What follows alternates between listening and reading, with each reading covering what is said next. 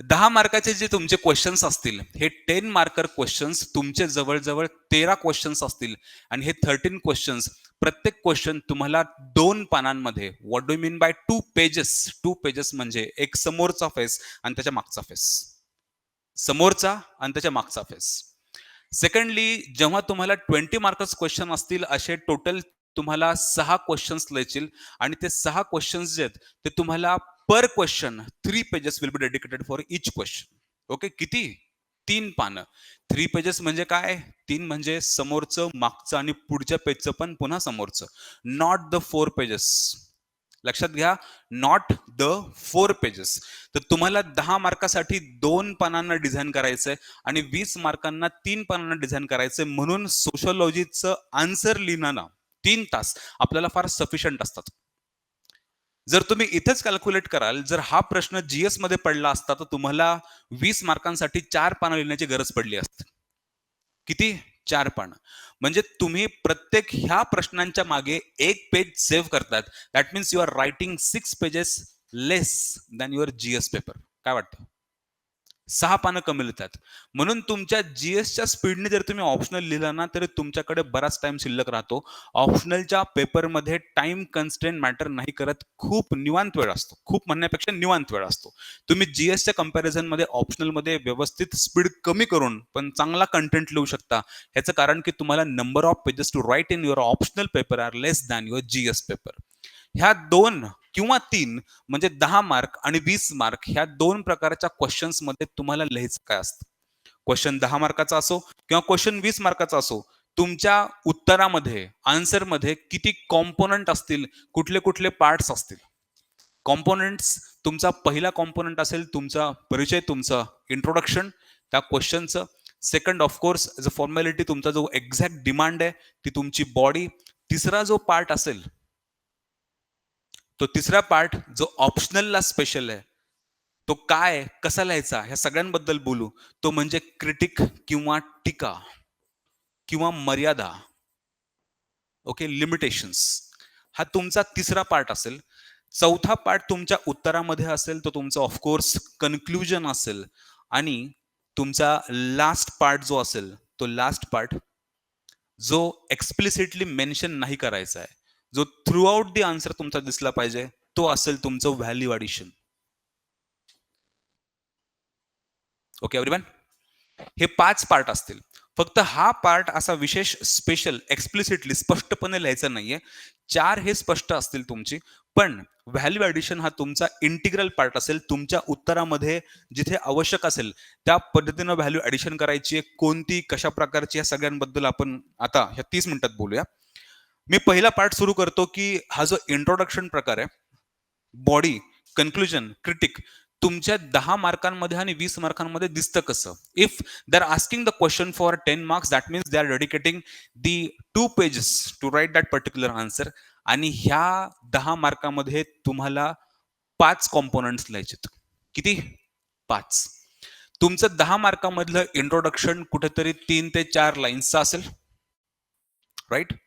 तुमची मग main exact जी demand आहे ती तुमची बॉडी आहे, ती तुमची इंट्रोडक्शन नंतर सुरू होईल.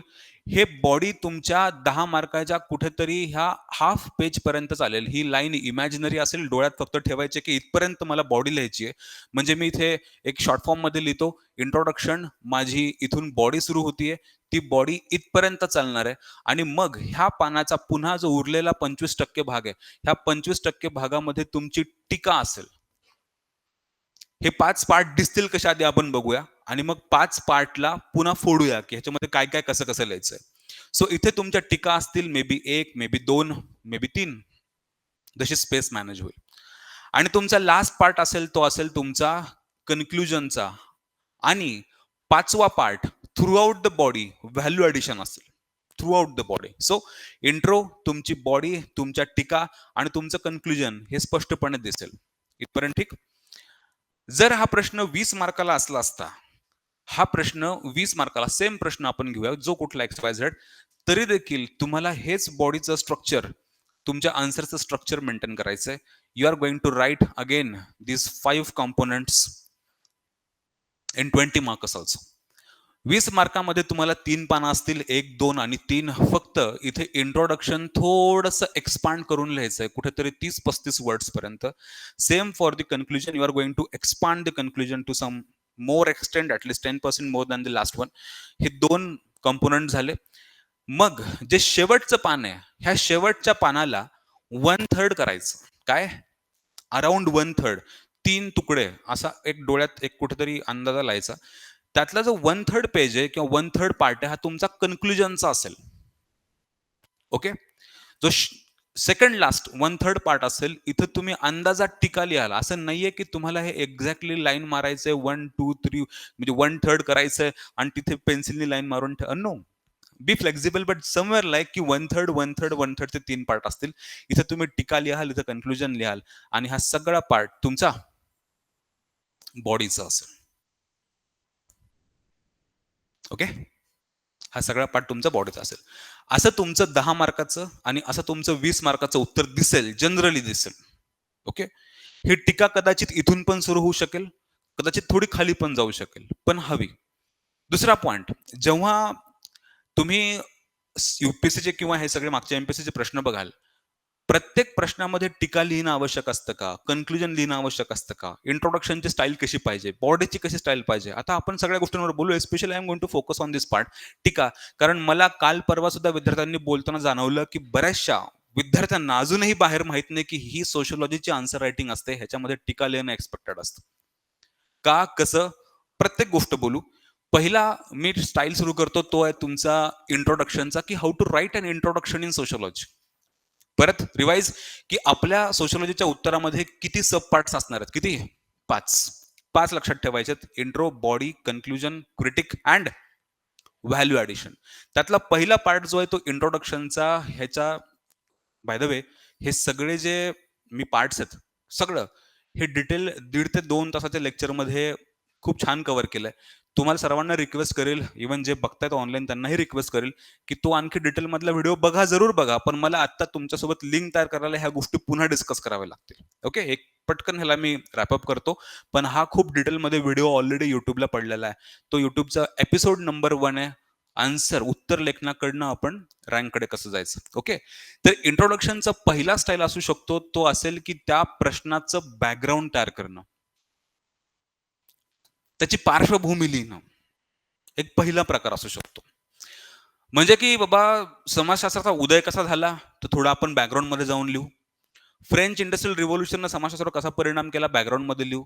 आणखी त्यांनी प्रश्न विचारला की नॉन पॉझिटिव्हिझम ह्या तत्वाचे तुम्ही है ना प्रिन्सिपल्स लिस्ट डाऊन करा. नॉन पॉझिटिव्हिझम, अप्रत्यक्षार्थवाद. तर अप्रत्यक्षार्थवाद निर्माण कुठून झाला ह्याचं बॅकग्राऊंड लिहिणं म्हणजे त्याचं इंट्रोडक्शन होऊ शकतं. कसा निर्माण झाला हा. ओके. बॅकग्राऊंड एक स्टाईल आहे. त्याच पलीकडे सोशिओलॉजीला खास असा इंट्रोडक्शनचा अजून एक स्टाईल आहे. तो स्टाईल म्हणजे काय, की तुम्ही थिंकर्स, त्या पर्टिक्युलर टॉपिकवर, त्या कन्सेप्ट बद्दलचा थिंकर जो आहे तो मेन्शन करणं.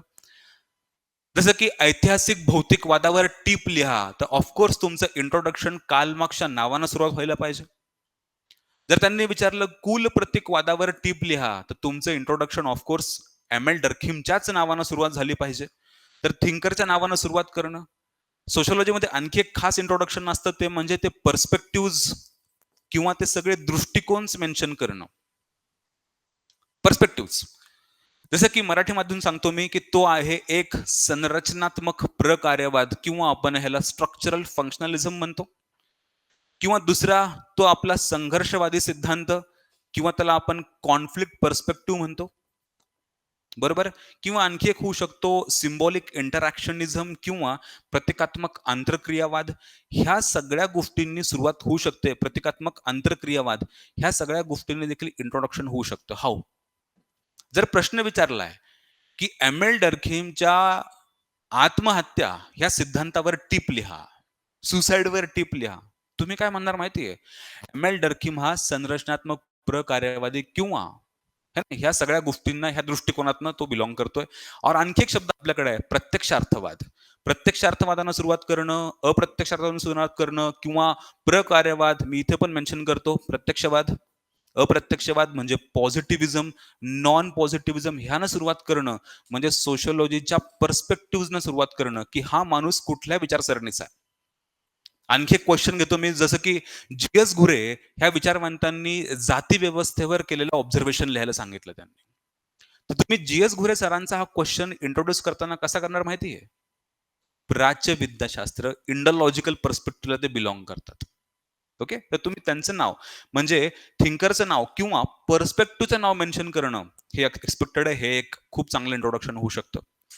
आणि सगळ्यात सेफ, सगळ्यात सिंपल ते होईल की त्या पर्टिक्युलर कन्सेप्टची डेफिनेशन किंवा मीनिंग समजून सांगणं. डेफिनेशन किंवा मीनिंग समजून सांगणं. सो सोशिओलॉजीला स्पेशल जे आहेत ते दोन स्पेशल इंट्रोडक्शनच्या स्टाईल आहेत. ते आहेत थिंकर्स किंवा पर्स्पेक्टिव्ह मेन्शन करणं, बॅकग्राऊंड समजून सांगणं किंवा त्याचे डेफिनेशन आणि मीनिंग समजून सांगणं, जी कुठली कन्सेप्ट विचारली आहे. कुटुंब व्यवस्थेवर प्रश्न विचारलाय, तर कुटुंब व्यवस्था म्हणजे नेमकं काय हे समजून सांगणं. विवाहावर प्रश्न विचारलाय, शिक्षणावर विचारलाय किंवा एनजीओवर विचारलाय किंवा स्त्रीवादी चळवळींवर विचारलाय, फेमिनिस्ट मुवमेंट्सवर विचारलाय, तर तुम्ही फेमिनिस्ट मुवमेंट म्हणजे काय हे समजून सांगणं एक्सपेक्टेड आहे. So meaning, definition, perspective, thinkers, त्याचं बॅकग्राऊंड तयार करणं, ह्या सगळ्या आयडियाज तुमच्या इंट्रोडक्शनमध्ये सूट करतील. ओके, तो हा झाला आपला पहिला कॉम्पोनंट इंट्रोडक्शनचा. दुसरा, ह्याच्यामध्ये एक तुम्हाला नक्की जाणवेल, की जे आपण जीएस मध्ये करतो, तो आहे व्हॅल्यू ॲडिशननं, करंट अफेअरनं किंवा न्यूजनं सुरुवात करणं. हा पण सोशिओलॉजीमध्ये सूट करतो. एस्पेशली जर पेपर 2 मध्ये जराशे असे विषय आहेत आपल्याकडे शहरीकरण, औद्योगिकरण, महिलांवर होणारा अत्याचार, हिंसाचार, है ना? किंवा जातीय संघर्ष, धार्मिक संघर्ष, ह्या टॉपिकशी निगडीत तुम्ही वर्षभरामध्ये काही करंट अफेअरमध्ये सिग्निफिकंट न्यूज वाचली असेल, तर ह्या सिग्निफिकंट न्यूजनं सुद्धा तुम्ही इंट्रोडक्शन सुरू करू शकता. म्हणून मी हा एक पण स्टाईल ओपन करून ठेवतो.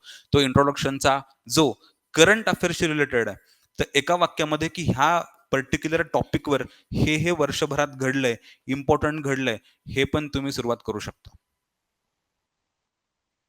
पॉसिबल? राइट? किती स्टाईल आहे आपल्याकडे इंट्रोडक्शनच्या? एक, बॅकग्राऊंड तयार करणं. दुसरा, थिंकरच्या नावानं सुरुवात करणं. तिसरा, काय? पर्स्पेक्टिव्ह, दृष्टिकोन. वैचारिक प्रवाह त्याला आपण म्हणतो किंवा डेफिनेशन किंवा त्याची मीनिंग समजून सांगणं आणि करंट अफेअरनं सुरुवात करणं, ह्या सगळ्या स्टाईल्स आहेत. इंट्रोडक्शन. मग आपला उत्तराचा दुसरा कॉम्पोनंट येतो. तो दुसरा कॉम्पोनंट म्हणजे आपल्या उत्तराची बॉडी. ह्या बॉडीमध्ये ट्रिक नसतात काहीच. ह्यामध्ये कुठले स्टाईल असतात असं काही नसतं. एक्झॅक्टली बॉडीचा अर्थ असतो, की ज्या क्वेश्चन आहे, त्या क्वेश्चनची डिमांड आहे. जे विचारलंय ते लिहायचंय. जे विचारलंय ते लिहायचंय. त्यांनी विचारलं, की बाबा तुम्हाला कशा पद्धतीनं एन-जी-ओज हे लोकशाहीला बळकट बनवतात. चॅप्टर 7 चा प्रश्न आहे हा आपल्या सोशिओलॉजी मधला. तुम्हाला ते लिहायचं आहे, की कशा एन-जी-ओज लोकशाहीला बळकट बनवतात. ओके. फक्त ह्यामध्ये काय, की बॉडी लिहिण्याचे वेगवेगळे प्रकार आहेत. स्टाईल्स आहेत. Okay, styles. मेन स्टाईल किंवा जो मेन तुमच्याकडची ट्रिक आहे, ती म्हणजे काय, की फक्त क्वेश्चनची डिमांड काय त्याला प्रॉपरली ॲड्रेस करणं, जेवढे सबपार्ट ते लिहिणं. पण हे बॉडी लिहिण्याचे प्रकार आहेत. फॉर एक्झाम्पल तुम्ही पॅराग्राफच्या फॉर्मॅटमध्ये लिहू शकता. कधी? ते बोलतो. तुम्ही तुमची जी डिमांड आहे एक्झॅक्टली क्वेश्चनची डिमांड, ती तुम्ही पॉइंटच्या फॉर्मॅटमध्ये लिहू शकता. बरोबर? तुम्ही ते क्वेश्चनची डिमांड पॅराग्राफ प्लस पॉइंट म्हणजे मिक्स फॉर्मॅटमध्ये लिहू शकता. Para plus points. तुम्ही ती क्वेश्चनची डिमांड तुम्ही डायग्राम किंवा फ्लो चार्ट मध्ये सुद्धा लिहू शकता. ओके. आता ह्यावर बोलतो हे कधी कधी करायचं. Sociology is a specialized science. Political science असो, अँथ्रो असो, हिस्ट्री असो, हे सगळे ऑप्शनल्स आहेत. प्रत्येक ऑप्शनलची एक विशिष्ट अशी लँग्वेज आहे. प्रत्येक ऑप्शनलची. पॉलिटिकल सायन्स एक विशिष्ट भाषा आहे. समाजशास्त्राची विशिष्ट भाषा आहे. हिस्ट्रीची एक विशिष्ट लँग्वेज आहे. त्या लँग्वेजमध्ये ते बोलतात. लँग्वेज म्हणजे काय, की आपल्याला लगेच कळतं, की हा पॉलिटिकल सायन्स आहे. They will mention more laws, constitution articles, they will mention cases and all. ही पॉलिटिकल सायन्सची भाषा बनून जाते. ही पॉलिटिकल सायन्सची बनते. सोशिओलॉजीची भाषा कशी, की सामाजिकीकरण, कुटुंबाबद्दल बोलणं, जातीवर बोलणं, महिलांबद्दल बोलणं. सो प्रत्येक एक ऑप्शनलची एक विशिष्ट लँग्वेज आहे, त्याच्यामध्ये डेप्थ आहे. म्हणून ऑप्शनलची उत्तरं शक्यतो पूर्ण वाक्यांमध्ये, पॅराग्राफमध्ये देण्याचा प्रयत्न करायचा. का? कारण त्या सोशिओलॉजीची उत्तरं, त्याची लँग्वेज, त्याची भाषा ही एक्झामिनरपर्यंत जाणं आवश्यक आहे. की मी सोशिओलॉजी वाचलीये, मी अभ्यासलीये आणि त्या पद्धतीनं अभ्यास करून मी तुझ्यासमोर मांडतोय. तुझ्याशी कम्युनिकेट करतोय सोशिओलॉजिकल लँग्वेजमधनं. म्हणून ते जस्टिफिकेशन, त्याचे आर्ग्युमेंट्स, त्याची कन्व्हिन्सिंग पॉवर जी आहे, ती वाक्यांमध्ये जास्त असते. आपण ट्राय करणार, की आपण पॅराग्राफ किंवा फुल स्टेटमेंट्समध्ये उत्तर लिहिणार. At full statements. का? कारण समाजशास्त्राची ती आर्ग्युमेंट एका विशिष्ट भाषेमध्ये त्याच्यासमोर जाणं आवश्यक आहे. कन्व्हिन्स होणं आवश्यक आहे, की त्याला समजलंय, त्याला पटलंय, त्यानं विचारलंय. फॉर एक्झाम्पल, की मनरेगा ती जी स्कीम आहे, त्या मनरेगावर समाजशास्त्रीय दृष्टिकोनातनं तुम्ही टिप लिहा, असा प्रश्न विचारलाय. तर आपण 1, 2, 3, 4, 5 पॉइंट्स ह्या फॉर्मॅटमध्ये लिहू शकतो, पण समाजशास्त्र त्यामध्ये कुठे आहे? हे मिस होतंय.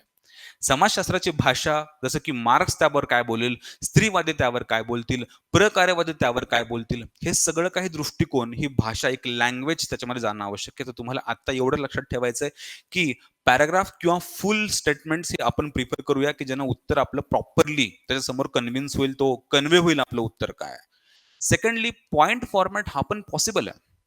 हा पण एक फार UPSC, MPSC मध्ये आहे ना, रेग्युलरली वापरला जाणारा पॉइंट आहे. पण केव्हा, की जेव्हा आपल्याकडे कंटेंट खूप मोठ्या प्रमाणावर आहे. कंटेंट खूप जास्त आहे आणि हा कंटेंट पॉइंट फॉर्मॅटमध्ये लिहिला तर तो कव्हर होतोय. परत बघा मी काय म्हणतोय, पॉइंट केव्हा लिहायचंय, की त्याला ऑब्जेक्टिव्हली सांगायचंय मला, ऑब्जेक्टिव्हली, की त्यांना विचारलं किंवा यू कॅन से 3 मुद्दे विचारले, की वेबरच्या ऑथॉरिटी ह्या कन्सेप्टवर नोट लिहा. तर of course you are going to write 1, 2 and 3 3 प्रकारचे त्याच्यामध्ये ऑथॉरिटीचे टाइप आहेत. ह्या तिघांचे पण हे वैशिष्ट्य आहेत. अरे आठवतं तुम्हाला? परंपराधिष्ठित अधिसत्ता, बरोबर? कायदाधिष्ठित अधिसत्ता, दैवी गुणाधिष्ठित अधिसत्ता. हे 3 मुद्दे, ह्या 3 मुद्द्यांचे पण फीचर्स हे पॉइंट फॉर्मॅटमध्ये लिहू. केव्हा लिहू? जेव्हा आपल्याकडे कंटेंट अँपल अमाउंटमध्ये अवेलेबल आहे, प्रेझेंट आहे. जेव्हा आपल्याला त्याच्यासमोर फेकायचंय, की धर माझ्याकडे कंटेंट आहे, भरपूर आहे. तू बघ तुला आता त्यातला कुठला घ्यायचा आहे. ओके, सो कंटेंट जास्त आहे. ऑब्जेक्टिव्ह फॉर्ममध्ये विचारलंय, ऑब्जेक्टिव्ह फॉर्ममध्ये लिहायचंय. जेव्हा पॅराग्राफ केव्हा? जेव्हा ती आर्ग्यू करायचंय, कन्व्हिन्स करायचंय, प्रॉपरली तुम्हाला सोशिओलॉजी कन्व्हे करायची आहे, तेव्हा पॅराग्राफच्या फॉर्मॅटमध्ये लिहायचं. तुम्हालाच जाणवेल, तुम्हालाच कळेल, की तुम्हाला केव्हा पॅराग्राफ आणि पॉइंट लिहायचे. आपल्या पुढच्या 2-3 आन्सर रायटिंग सेशनमधनं तुम्हाला कव्हर होऊन जाईल, की तुम्हाला हे प्रश्न पॅराग्राफ, हे प्रश्न पॉइंट, हे प्रश्न मिक्स किंवा हे प्रश्न फ्लो चार्टमध्ये लिहायचे. What do mean by flow chart? For example let's से, की एरो, एरो, एरो वगैरे दाखवून, है ना, 1, 2, 3 अशी सिक्वेन्स होत गेली आहे, की युरोपमध्ये समाजशास्त्राचा उदय कसा झाला. फ्लो चार्ट फार रेअरली वापरतो आपण हा. शक्यतो वापरायला चान्स मिळणार नाही.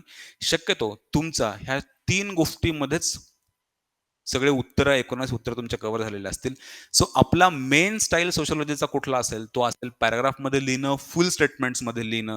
जर आपल्याकडे पॉइंट भरपूर आहेत आणि प्रश्नाची डिमांड पण तशी आहे, तर आपण लिहिणार पॉइंटच्या फॉर्मॅटमध्ये आणि दोघांचं मिक्स पण स्टाईल होऊ शकतो. कसं दिसेल तुमची बॉडी आता बघूया आपण, की जर आपण हे सगळे वेगवेगळे प्रकार वापरले. जर मी पॅराग्राफच्या फॉर्मॅटमध्ये वापरत असेल, तर माझं इंट्रोडक्शन, जी बॉडीची डिमांड आहे, जो एक्झॅक्ट त्यानं विचारलंय त्याला हेडलाईन देणं, बॉक्स करणं आणि मग पुन्हा अशा पॅराग्राफच्या फॉर्मॅटमध्ये छोटे-छोटे पॅराग्राफ टाकायचे. किती समजून सांगणं कन्सेप्ट, असं होऊ शकतं. हा एक पॅराग्राफचा फुल स्टेटमेंटचा आहे ना, एक स्टाईल आहे. अदरवाईज तुम्ही जर पॉइंटमध्ये लिहाल, तर ऑफकोर्स सोशिओलॉजीमध्ये तुम्हाला इंट्रोडक्शन एक फॉर्मॅलिटीमध्ये करायचं आहे. तुमचा बॉक्स येईल, की 1 ओके. ते पण ट्राय करू आपण, की हे फुल स्टेटमेंट्स असतील. ओके. 2 फुल स्टेटमेंट व्यवस्थित आहे ना. 3 फुल स्टेटमेंट. 4 एक स्टेटमेंट व्यवस्थित. Like this. अशा पद्धतीने तुमचे उत्तर दिसायला हवेत. तर माझा सांगण्याचा क्रक्स असा, की बॉडी जीएस पेक्षा जराशी वेगळी इथे. इंट्रोडक्शनमध्ये पण तुम्ही फरक बघितला असेल. जीएसमध्ये आपण इंट्रोडक्शन कसं करतो, शक्यतो करंट अफेअर टाकू, कॉन्स्टिट्यूशनल लेजिस्लेशन्स किंवा आकडेवारी टाकू, फॅक्ट्स टाकू, डाटा टाकू. पण सोशिओलॉजीमध्ये जर अशी स्टाईल वेगळी आहे. सोशिओलॉजीमध्ये आपण जर सोशल लॉजी, थिंकरचे नावं, पर्स्पेक्टिव्हचे नावं हे जर जास्त टाकलं, तर ते सोशिओलॉजीचं आन्सर होतं. जी-एस आणि सोशिओलॉजी ह्या दोघांमध्ये आन्सर रायटिंगमध्ये फरक आहे. नॉट ओन्ली सोशिओलॉजी, पण कुठलाही ऑप्शनल तुम्ही घेतला, तर ऑप्शनल आणि जी-एसमध्ये फरक असतो. ऑप्शनलचं इंट्रोडक्शन, ऑप्शनलची बॉडी, ऑप्शनलचा कंप्लीट आन्सर रायटिंगचा कॉम्पोनंट्सच हे जरासे वेगळे असतात. म्हणून हे आज त्यासाठी मुद्दाम ऑर्गनाइज केलंय, की तुम्हाला ह्या गोष्टींची आयडिया असावी, की आपल्याला लिहायचंय कसं. तर फर्स्ट इंट्रोडक्शन कळालं. दुसरा बॉडी क्वेश्चनच्या डिमांडनुसार पॅरा पण चालतो, पॉइंट पण चालतो. There is no strict rule for that. Okay. पण जेव्हा कंटेंट सफिशियंट आहे, तेव्हा तुम्ही पॉइंट वापरणार आणि जेव्हा कंटेंट तुम्हाला कमी वाटतोय और तुम्हाला कन्वे करायचंय प्रॉपरली, तेव्हा तुम्ही काय करणार? तुम्ही पॅराग्राफ वापरणार. और मिक्स फॉर्म जसं की हा मिक्स आहे, की मी एक छान 2-3 लाईनचा पॅराग्राफ तयार करतोय. तो पॉइंट पण टाकतोय, पॅराग्राफ पण टाकतोय. ही पण एक स्टाईल आहे तुमच्या उत्तराची मिक्स फॉर्मॅटची. सो बॉडीमध्ये असे वेगळे-वेगळे प्रकार नसतात. बॉडीमध्ये फक्त either you right in the point और पॅरा और मिक्स और फ्लो चार्ट. फ्लो चार्ट शक्यतो तुम्हाला चान्स किंवा अपॉर्च्युनिटी फार कमी मिळेल लिहायला. पण ह्या 2 मध्येच तुमचं काम होऊन जाणार आहे. कळतंय? मग उत्तराचा तिसरा प्रकार जो येतो, हा तिसरा प्रकार येतो, तो येतो क्रिटिक. त्या कॉम्पोनंट ज्याला आपण म्हणूया किंवा त्याला आपण टीका म्हणूया. हा खूपच स्पेशल आहे सोशिओलॉजीसाठी. जो जी-एस मध्ये शक्यतो आपण वापरत नाही. ओके? जी-एस मध्ये शक्यतो वापरत नाही. First of all, let me clear something about this. Sociology ही दृष्टिकोनांची शाखा आहे. ही विद्याशाखा दृष्टिकोनांची शाखा आहे. म्हणजे समाजशास्त्रामध्ये खूप सारे विचार आहेत. तो विचार प्रकार्यवादी म्हणजे समाजाकडे अत्यंत सकारात्मक नजरेनं बघणारा, संघर्षवादी म्हणजे सकारात्मकच्या विरुद्ध कंप्लीटली नकारात्मक नजरेतनं बघणारा किंवा प्रकार्यवाद किंवा सिम्बॉलिक इंटरॅक्शनिझम किंवा स्त्रीवाद किंवा मार्क्सवाद हे सगळे दृष्टिकोन आहेत. जो दृष्टिकोन किंवा जो गॉगल ज्या गॉगलचा चष्मा आपण वापरू तसा आपल्याला समाज दिसणार आहे. समाजशास्त्रामध्ये प्रत्येक पर्स्पेक्टिव्हला एक काउंटर पर्स्पेक्टिव्ह आहे. प्रत्येक विचाराला एक प्रतिवाद आहे. एक वेगळा पक्ष आहे. म्हणून समाजशास्त्रामधला कुठलाच पर्स्पेक्टिव्ह, कुठलाच आयडिया, कुठलाच विचार हा परिपूर्ण नसतो. काय नसतो तो कंप्लीट ट्रुथ नसतो. देयर इज ऑल्वेज पॉसिबिलिटी की ह्याच्या पलीकडे देखील जग आहे. ह्याच्यावर कुणीतरी एक काउंटर पर्स्पेक्टिव्ह मांडलेला आहे, टीका केलेली आहे.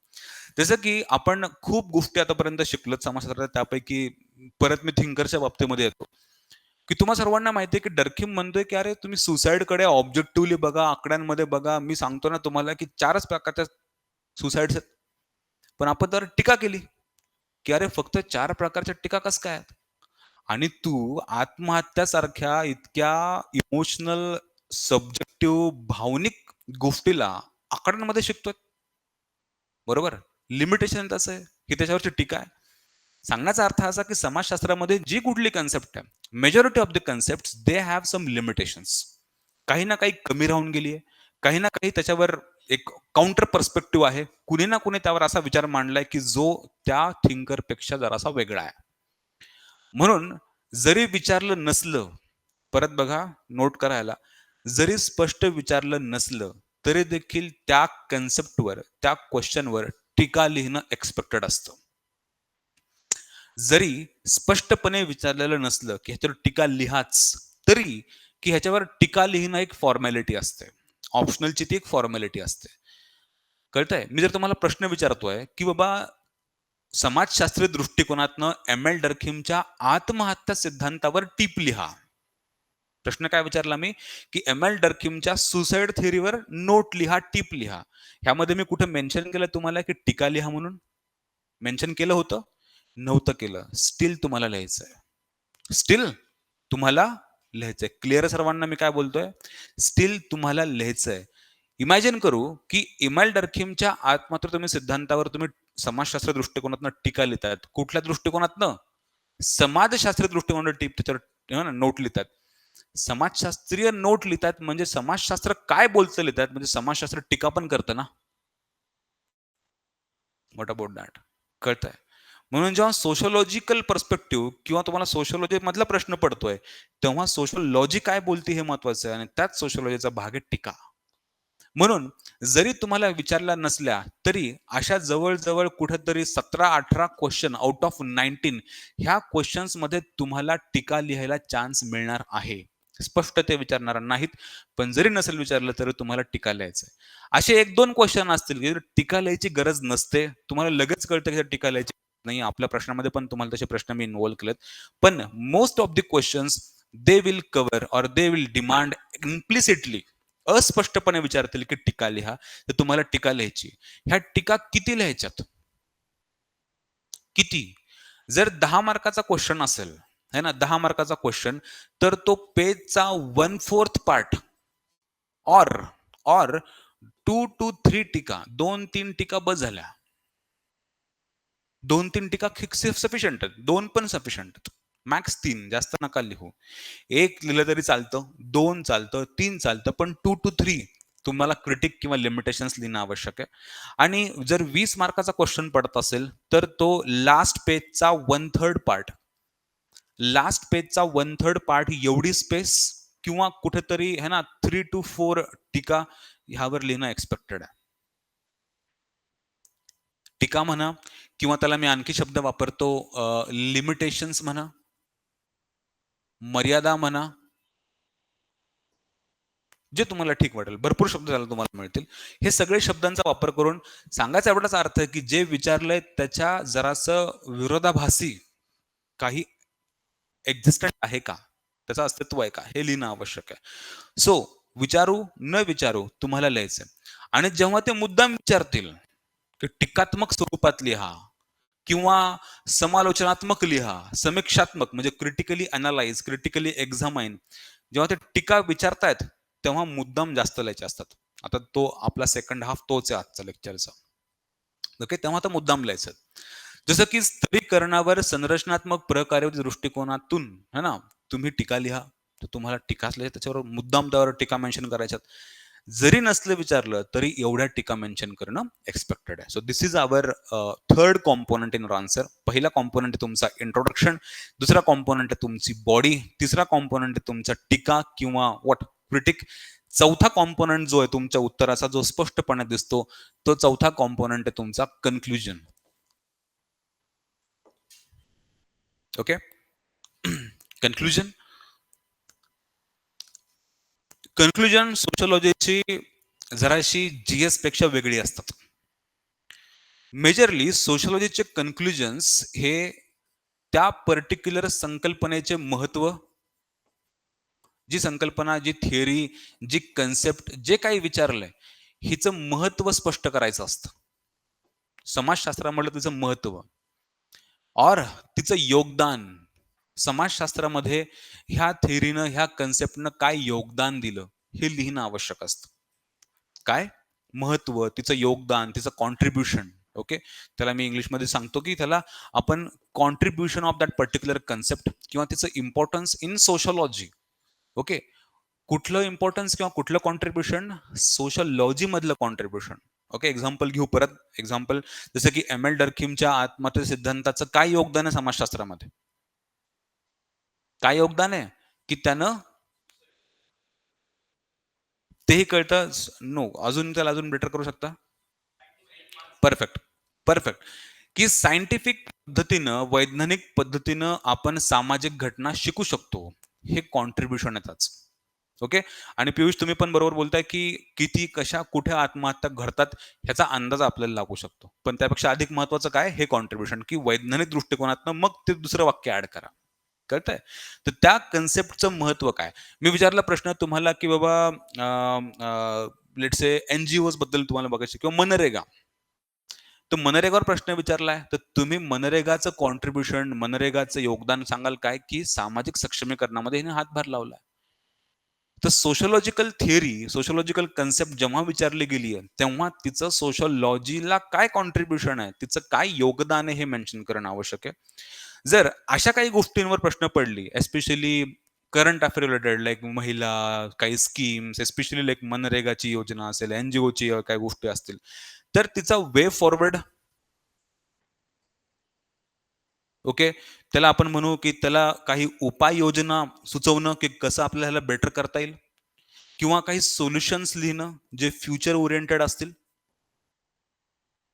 आणि जर सामाजिक समस्यांवर, सोशल इश्यूजवर प्रश्न पडत असतील आणि पडतात, तर तुम्हाला सोल्युशन्स किंवा उपाययोजनांवर लिहिणं एक्सपेक्टेड आहे. ओके.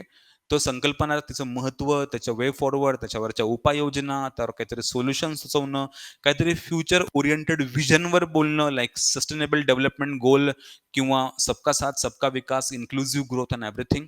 हे जरासं जीएस सारखं आहे. पण सोशिओलॉजीसाठी काय महत्वाचं आहे? हे की त्या कन्सेप्टचं सोशिओलॉजिकल कॉन्ट्रिब्युशन काय? Okay everyone? कळतंय? इथपर्यंत कळतंय? सो 4 कॉम्पोनंट आतापर्यंत बघितलेत. एक इंट्रोडक्शन किती प्रकारे करू शकतो, बॉडी कसं-कसं लिहू शकतो, पॉइंटमध्ये पण चालतं, पॅराग्राफमध्ये पण चालतं. तिसरा जो आहे, तो तिसरा आहे तुमचा क्रिटिक, टीका, विचारो न विचारो तुम्हाला लिहिण्याला खूप स्कोप आहे, ते लिहायचंय.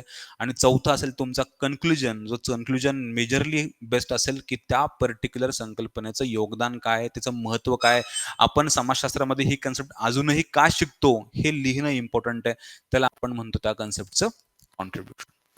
आणि पाचवा आणि शेवटचा जो महत्वाचा कंपोनंट आहे, that will exactly decide your sociological answer is different than general studies.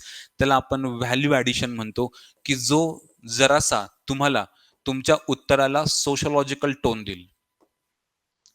ह्या व्हॅल्यू ॲडिशनचा म्हणजे हा पाचवा जो कंपोनंट तुमच्या उत्तरामधला, त्या व्हॅल्यू ॲडिशनची पहिली आयडिया जी आहे, की कसं व्हॅल्यू ॲड करायची, ती आयडिया म्हणजे फर्स्ट आयडिया मी घेतो, की पेपर 1 अँड पेपर 2 ह्या दोघांचं इंटिग्रेशन करायचं आहे. ही आयडिया आहे. ओके. ज्यांना सरळ-सरळ कळतं, की तुम्ही काहीतरी इनोव्हेट करतायत. Beyond the general students. कसं? तुम्ही काय करणार, पेपर 1 जो आहे, ह्या paper 1 is famous for thinkers, Naveen concept आपण काही बऱ्याचशा है ना गोष्टी शिकतो, की त्या थिअरॉटिकल गोष्टी आहेत, पेपर 1 मध्ये शिकतो.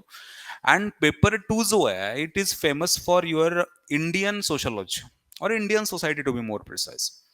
पेपर 1 मध्ये हा लोडेड आहे विथ द थिंकर्स किंवा थिअरीज. ओके. पेपर 1 मधल्या कन्सेप्ट्स, ह्या कन्सेप्ट्स ह्या पेपर 1 मध्ये आहेत. आणि paper 2 is loaded with Indian case studies. Okay. किंवा एक्झाम्पल्स, तर what you will do to value add value to your answers. तर पेपर 1 चा आयडिया पेपर 2 मध्ये टाकणं आणि पेपर 2 ला पेपर 1 मध्ये आणणं. म्हणजे काय? जेव्हा प्रश्न पेपर 1 मध्ये पडेल, जेव्हा प्रश्न पेपर 1 मधला असेल, तुम्ही मुद्दाम ट्राय कराल, की इंडियन एक्झाम्पल्स किंवा इंडियन केस स्टडीज त्यामध्ये टाकाल. आणि जेव्हा क्वेश्चन पेपर 2 मधला असेल, तेव्हा तुम्ही काय कराल माहिती आहे? तुम्ही पेपर 1 मधले थिंकर्स, पेपर 1 मधल्या कन्सेप्ट्स, पेपर 1 मधल्या आयडियाज आणि कन्सेप्ट तिकडे टाकण्याचा प्रयत्न कराल. So you will integrate paper 1 आणि पेपर 2. हे लगेच कळतं, की you are exchanging the ideas. Okay. So question जर पेपर 1 वरचा असेल, पेपर 1 च्या सिलेबसवरचा किंवा त्या पेपरातला, तर तुम्ही काय आणणार? पेपर 2 मधून तिकडे आणणार काहीतरी. आणि जर पेपर 2 मधला प्रश्न असेल, तर तुम्ही पेपर 1 मधून तिकडे काहीतरी घेऊन जाणार. So you will exchange the ideas, है ना? त्याला आपण हायब्रिडायझेशन म्हणतो. हायब्रिड करू आपण त्याला. त्याला आपण पॉलिनेशन पण म्हणतो, की पेपर 1 चं पेपर 2 मध्ये, पेपर 2 चं पेपर 1 मध्ये.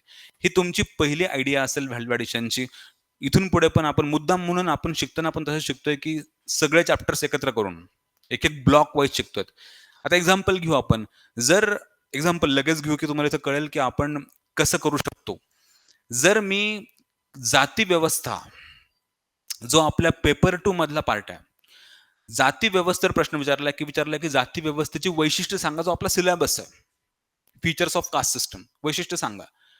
तेव्हा मी जाती व्यवस्थेच्या निगडीत पेपर 1 मध्ये काय शिकलोय माहिती आहे? स्तरीकरण. कन्सेप्ट कुठली शिकलो? स्तरीकरण. अजून काय शिकलो माहिती आहे मी जाती व्यवस्थेविषयी? जी.एस. घुरे, ऑफकोर्स पेपर 2 मध्ये शिकलोय. आणखी पेपर 1 मध्ये काय शिकलोय? संरचनात्मक प्रकार्यवाद जाती व्यवस्थेला कसा फेवर करतोय? आठवतंय? पेपर 1 चॅप्टर 5 मधल्या वेगवेगळ्या थिअरीज ज्या स्तरीकरणाला सपोर्ट करतात. स्तरीकरणाला सपोर्ट म्हणजे कास्ट सिस्टमला सपोर्ट करतात. सो इन सिंपल वर्ड्स, की पेपर 1 मधल्या कन्सेप्ट मी पेपर 2 मध्ये आणून टाकेल. संरचनात्मक प्रकार्यवाद पेपर 2 मध्ये मेन्शन करेल. कळतंय? स्तरीकरण हा शब्द पेपर 2 मध्ये मेन्शन करेल. आणि जर प्रश्न पेपर 1 मधल्या स्तरीकरणावर पडला, मी तिथं मेन्शन केलेलं क्वेश्चन असा मेन्शन केलाय, की पेपर 1 मधला प्रश्न आहे हा, की स्तरीकरणावर समाजशास्त्रीय दृष्टिकोनातनं नोट लिहा. स्ट्रॅटिफिकेशन सामाजिक स्तरीकरणावर सोशिओलॉजिकल नोट लिहा. तेव्हा मी मुद्दाम इंडियन कास्ट सिस्टम मेन्शन करणार. जाती व्यवस्था कशी स्तरीकरणाचा आयामे मेन्शन करणार. तिथे सकारात्मक, नकारात्मक बाजू सांगण्याचा प्रयत्न करणार. तो सांगायचा अर्थ असा, की इंडियन आयडियाज पेपर 1 मध्ये आणा आणि पेपर 1 च्या आयडियाज पेपर 2 मध्ये टाकण्याचा प्रयत्न करा. नथिंग बळजबरी, पण मुद्दाम आपण शिकताना आपण तसंच शिकतोय. हे एकत्र करून शिकतोय. ओके? आयडियली तर व्हॅल्यू एडिशनची तुमची पहिली आयडिया असेल, you will integrate both of this papers, paper 1 with paper 2. दुसरी आयडिया जी असेल, व्हॅल्यू एडिशनची दुसरी आयडिया, ती म्हणजे थिंकर्सची नावं तुमच्या उत्तरात टाकायची. ओके? त्याला आम्ही ऑर टाकतो. पर्स्पेक्टिव्हज म्हणजे दृष्टिकोन हे तुमच्या उत्तरामध्ये स्पष्ट दिसलं पाहिजे. तर तुमचं उत्तर सोशिओलॉजिकल उत्तर बनतं. तर तुमचं उत्तर समाजशास्त्रीय उत्तर बनतं. थिंकर्स जसं की जे आपले ऑफिशियल 9 थिंकर्स आपल्या सिलेबसला आहेतच. पण आपल्या वाचनामध्ये, शिकण्यामध्ये अजून काही 10-20 थिंकर त्यापेक्षा एक्स्ट्रा जातात. नॉर्मल रूल येतो. ओके. त्यांना आपण डीपमध्ये जरी शिकत नसलो, तरी कुठेतरी त्यांचा रेफरन्स गेलेला असतो. 1-2 वाक्यांमध्ये का होईना त्यांचा रेफरन्स गेलेला असतो. जर 10 मार्काचा प्रश्न पडला, 10 मार्काचा, तर कुठेतरी 2 ते 3 थिंकर्स किंवा पर्स्पेक्टिव्हज म्हणजे कुठले? म्हणजे प्रकार्यवाद, ओके, किंवा संघर्षवादी सिद्धांत किंवा सिम्बॉलिक इंटरॅक्शनिझम ही नावं मेन्शन करायची. ओके, थिंकर्सची नावं, पर्स्पेक्टिव्हची नावं. जर 10 मार्काचा प्रश्न असेल, तर कुठेतरी 2-3 हे थिंकर्स किंवा पर्स्पेक्टिव्हज मेन्शन करायचे. जर 20 मार्काचा प्रश्न पडत असेल, तर कुठेतरी है ना, लाइक 4 टू 5 थिंकर्स किंवा हे what you can say perspectives mention करायचे. हा रूल आहे का? हा नियम नाहीये. एवढेच पाहिजेत का? असंही नाहीये. पण इमॅजिन करा, तुम्ही सोशिओलॉजी ऑप्शनलचं उत्तर लिहितात आणि तिथे आवश्यक असलेले थिंकरचे दृष्टिकोन सांगत नाहीयेत. त्यांचं म्हणणं काय सांगत नाहीयेत. तर हे उत्तर जी-एस सारखंच वाटणार आहे.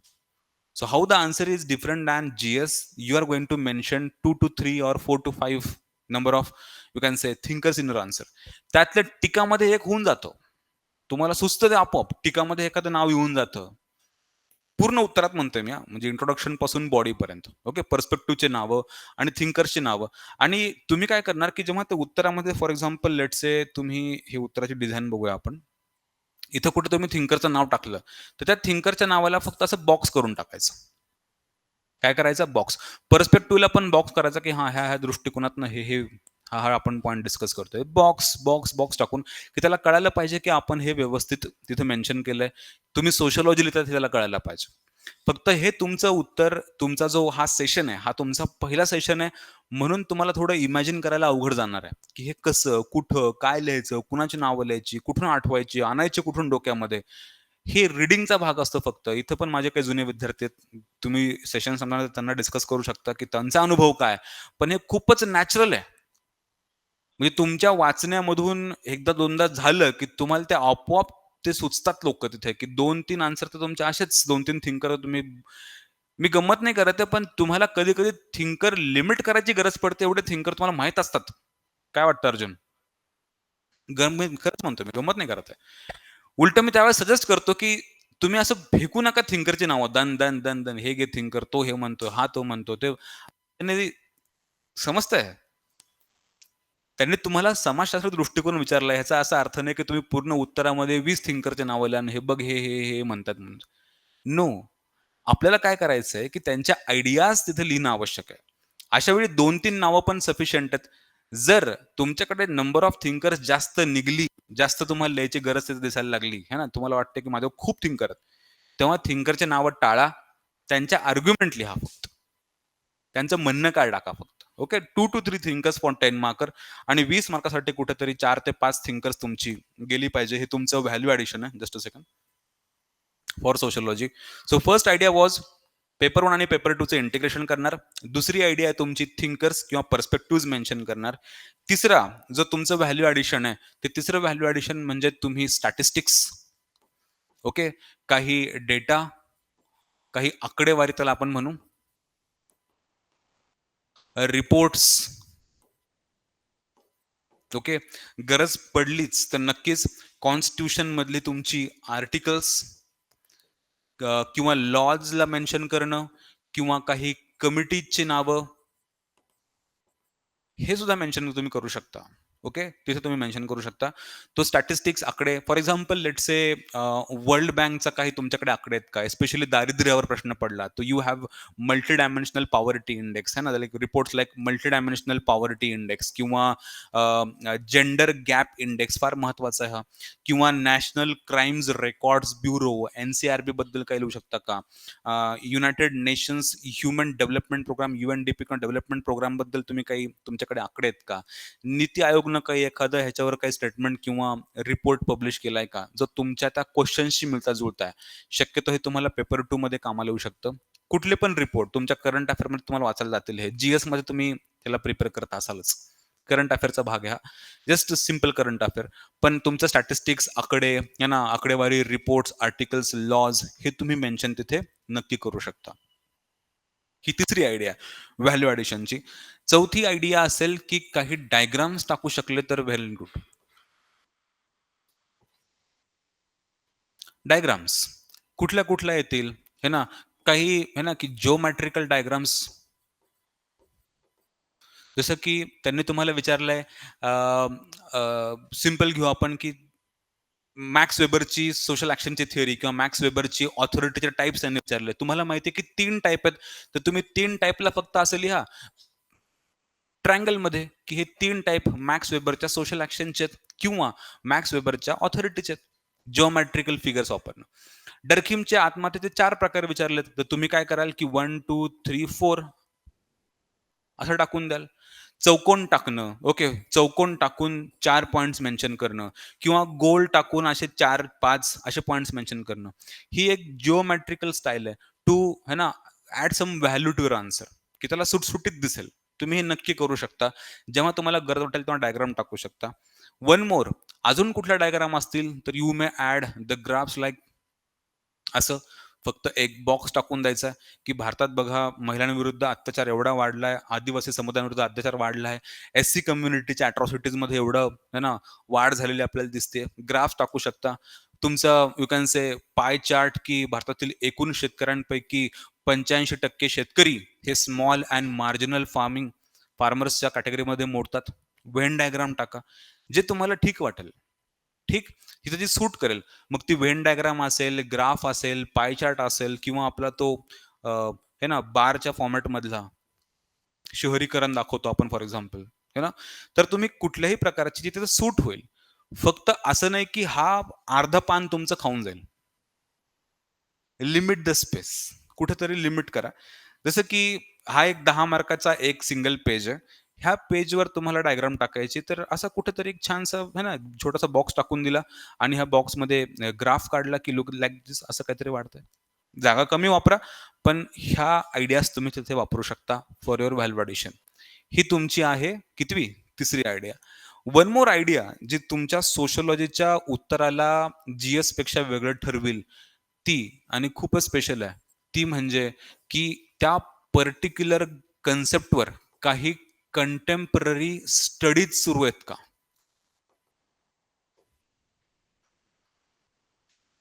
त्या पर्टिक्युलर कन्सेप्टवर काही कंटेम्पररी स्टडीज सुरू आहेत का? What is this idea?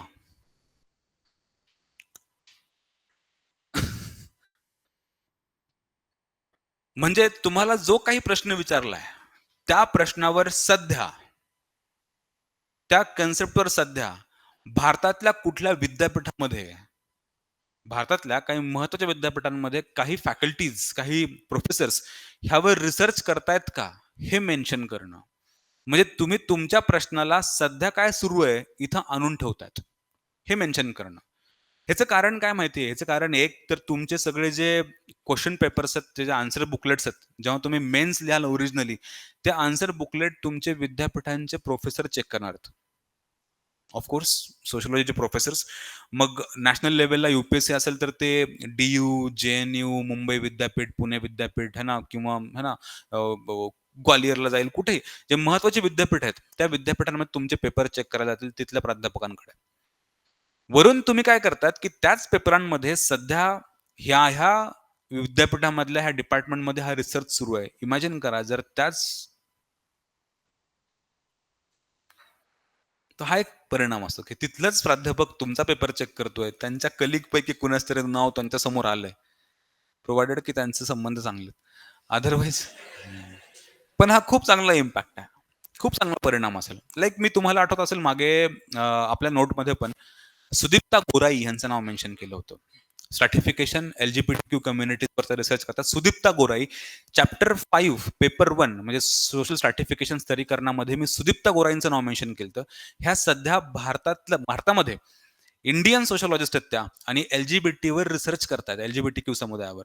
So काय रिसर्च आहे, कसं करायचं मेन्शन किंवा कंटेम्पररी स्टडीज तो पर्टिक्युलर टॉपिक त्या टॉपिकवर कुठल्या युनिव्हर्सिटीमध्ये कुठला प्रोफेसर आणि कुठल्या विषयावर किंवा त्या सब टॉपिकवर काम करतोय. रिझल्ट काय हे घेणं-देणं नाही आपल्याला. ह्याच्याशी काही विषय नाहीये. पण असा-असा विषयावर अभ्यास सुरू आहे. जसं की मी कन्क्लुजनला मेन्शन करणार की सध्या लिंगभाव आधारित स्तरीकरण आणि एल-जी-बी-टी-क्यू ह्या समुदायाच्या समस्यांवर भारतामध्ये सुदीप्ता गोराई ह्या समाजशास्त्रज्ञ अभ्यास करत आहेत. त्यांचं विद्यापीठाचं नाव मेन्शन केलं. मे बी जे-एन-यू, डी-यू, मुंबई विद्यापीठ आणि जर तुम्ही एम-पी-एस-सी अटेम्प्ट करणार आहात, ऑफ कोर्स तर एम-पी-एस-सीमध्ये तुम्ही काय मेन्शन करणार, की महाराष्ट्रामध्ये कोणी काही काम करतं का यावर? मुंबई विद्यापीठात काही काम चाललंय का? पुणे विद्यापीठात काही काम चाललंय का? कळतंय? शिवाजी विद्यापीठात काही काम चाललंय का? कारण हे सिग्निफिकंट युनिव्हर्सिटीज ह्याच विद्यापीठांमध्ये पेपर चेक करायला येतील, ह्याच डिपार्टमेंटला पेपर चेक करायला येतील आणि तेव्हा तुमच्याकडे सध्या काय चाललंय ह्याचा रेडी लाईव्ह डाटा जाईल, की सध्या ह्या टॉपिकवर काय चाललंय. हे तुम्हाला सगळ्या प्रश्नांमध्ये अप्लाय नाही करायचं. पण तुमच्या 19 प्रश्नांपैकी कुठेतरी 3-4 जागेवर जरी नाव गेलं, की त्याला कळेल, की तुम्ही पुस्तकी वाचून नाही आलेलात. तुम्हाला सध्या काय चाललं हे पण माहिती आहे. लकीली ChatGPT असो, Perplexity असो, एआयमुळे हे काम फार सोपं झालंय. जर तुम्ही त्याला कमांड जरी दिली ना, प्रॉम्प्ट दिला, की सध्या ह्या 10 टॉपिक तुला लिस्ट करून देतोय.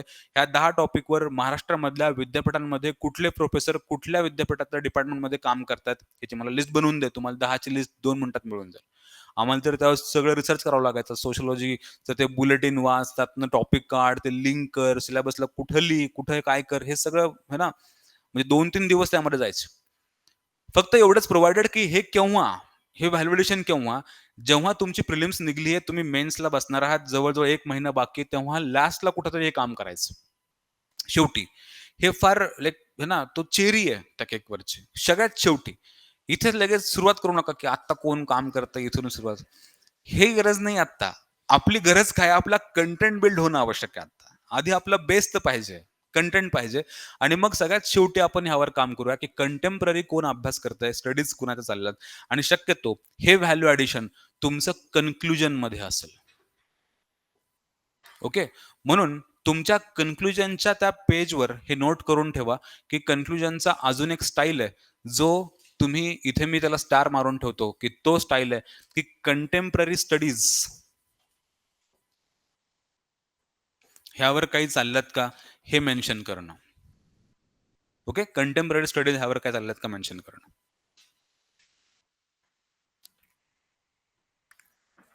हे तुम्हाला काही मॉडेल आन्सर्स बघितले, मी माझे सॅम्पल पाठवले, माझ्या विद्यार्थ्यांनी तुम्ही आन्सर बघितले, की तुम्हाला लगेच कळून जाईल, की कुठं काय लिहायचंय. फक्त आत्ता इंट्रोडक्टरी पार्ट काय, की आपण आपल्या आन्सर रायटिंगमध्ये, सोशिओलॉजीच्या आन्सर रायटिंगमध्ये कुठले-कुठले पार्ट्स असतात, असायला हवेत ह्यावर बोललो. त्यातले 5 पार्ट जे आहेत, है ना, ते 5 पार्ट कुठले-कुठले? एक इंट्रो, दुसरा तुमचा बॉडी, तुमचा तिसरा हा टीका असेल किंवा क्रिटिक असेल, चौथा हा तुमचा कन्क्लुजन असेल आणि त्यानंतर तुमचा लास्ट पार्ट असेल तो असेल value addition. Just to revise किती प्रकारे आपण इंट्रोडक्शन करू शकतो, एस्पेशली इन सोशिओलॉजी. त्यातल्या स्पेशल फॉर सोशिओलॉजी मला सांगा. सोशिओलॉजीला स्पेशल कुठला? एक थिंकर्सचं नाव मेन्शन करणं. दुसरा त्यांचं पर्स्पेक्टिव्हज वन मोर इथे एक ऍड करून ठेवा. तो म्हणजे तुम्ही हे जे थिंकर लोक आहेत लाईक मार्क्स असो, डर्खीम असो किंवा वेबर असो, जी.एच. मिड असो, जेव्हा पर्टिक्युलरली ह्या थिंकरवर प्रश्न पडेल, पर्टिक्युलरली त्या थिंकर आणि त्यांच्या सिलेबसवर प्रश्न पडेल, तेव्हा तुमच्याकडे आणखी एक स्टाईल जी सिलेक्टिव्ह आहे, ती स्टाईल आहे, ती म्हणजे त्या थिंकरनं कुठल्या लिटरेचरमध्ये हा थेसिस मांडलेला आहे. काय? कुठल्या लिटरेचरमध्ये. जसं की ला सुसाईड नावाचं पुस्तक डर्किमचं पुस्तक आहे. म्हणून तुम्ही इंट्रोड्यूस करताना काय म्हणाल, की एम.एल. डर्किमच्या आत्महत्येबद्दलच्या विचारांची आपल्याला अनुभूती ला सुसाईड नावाच्या ह्या लिटरेचरमधनं मिळते. म्हणजे काय? लिटरेचर मेन्शन करणं त्या पर्टिक्युलर थिंकरचं हा पण एक इंट्रोडक्शनचा स्टाईल आहे, स्पेशली फॉर सोशिओलॉजी. त्याचा तो ग्रंथ कुठला आहे? लिटरेचर त्याचा ग्रंथ कुठला आहे? वन मोर पॉइंट अजून आपण जे मगाशी डिस्कस केलं ते त्याचा त्या कन्सेप्टचा काय बॅकग्राऊंड मेन्शन करणं आणि आणखी इंट्रोडक्शनचा पार्ट असेल तो कुठला करंट अफेअर्स सुद्धा सुरुवात होऊ शकते. Body majorly it will be in your paragraph format, majorly paragraph format है ना, किंवा तुमचा पॉइंट फॉर्मॅट जे एकदम फ्री फ्लोटिंग राहू द्या. पॉइंट्स पॅरा और दोघांचा मिक्स राहू द्या.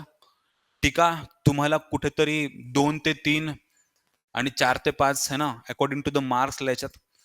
कन्क्लुजनचे स्टाईल्स ज्या आहेत, त्या कन्क्लुजनच्या स्टाईल्स सुद्धा फार वेगवेगळ्या आहेत एकमेकांपासून. त्या कन्क्लुजनच्या स्टाईल्स कुठल्या आहे ना, सोशिओलॉजीला स्पेशल जी आहे, त्या पर्टिक्युलर कन्सेप्टचं महत्त्व, त्या पर्टिक्युलर कन्सेप्टचं कॉन्ट्रिब्युशन इन सोशिओलॉजी हे मेन्शन करणं.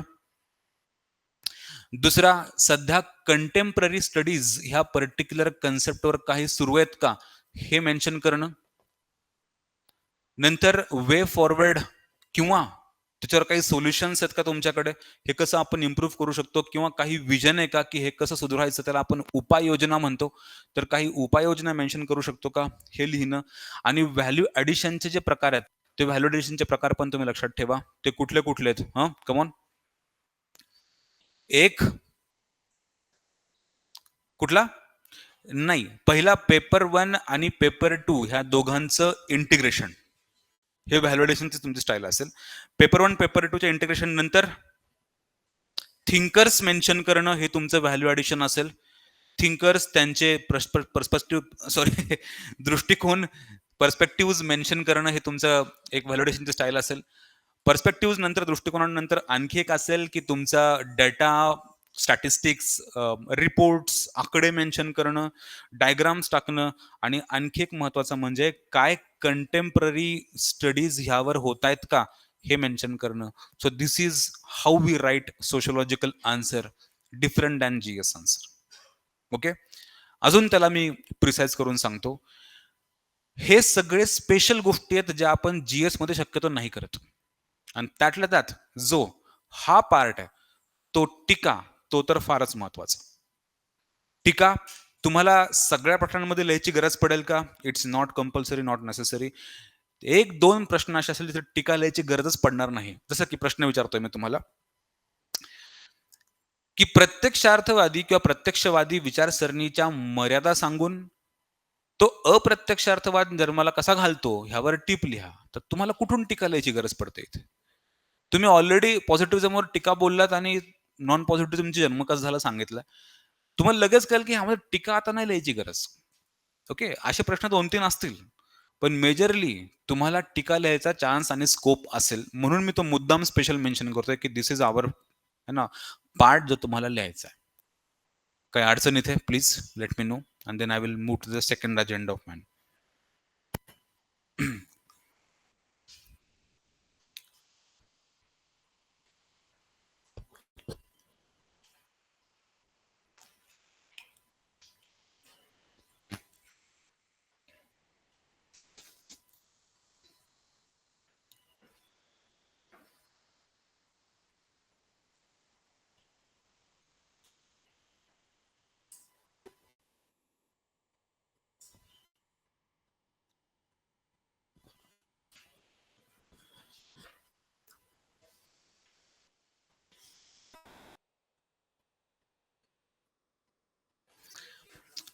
सेकंड अजेंडा सुरू करण्यापूर्वी पुन्हा एकदा रिमाइंड करतो ऑनलाईन स्टुडंट्स किंवा तुम्हाला आणखी हा जो पार्ट आहे थोडा आणखी डिटेलमध्ये बघायचा असेल तर तुम्हाला युट्यूबवर एक सेशन अवेलेबल आहे.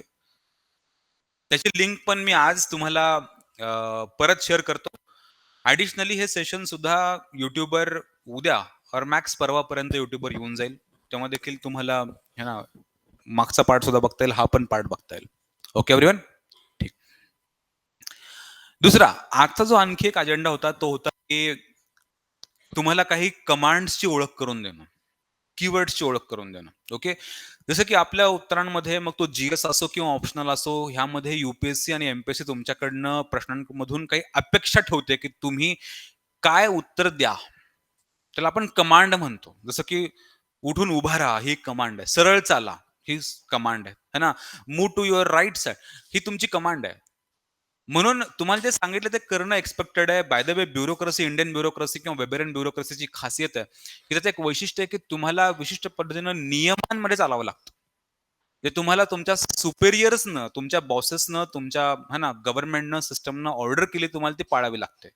यू-पी-एस-सी आणि एम-पी-एस-सी तुमच्याकडनं अपेक्षा करते, की तुम्ही चांगले सिव्हिल सर्व्हंट बना. म्हणजे तुम्हाला दिलेल्या ऑर्डर्स ज्या की चांगल्याच असतील असं अपेक्षात पकडतो आपण, ते तुम्ही चांगलं फॉलो करणार, ॲज इट इज फॉलो करणार. ओके? म्हणून अॅनलाईज आणि क्रिटिकली अॅनलाईज ह्या दोघांमध्ये फार फरक आहे.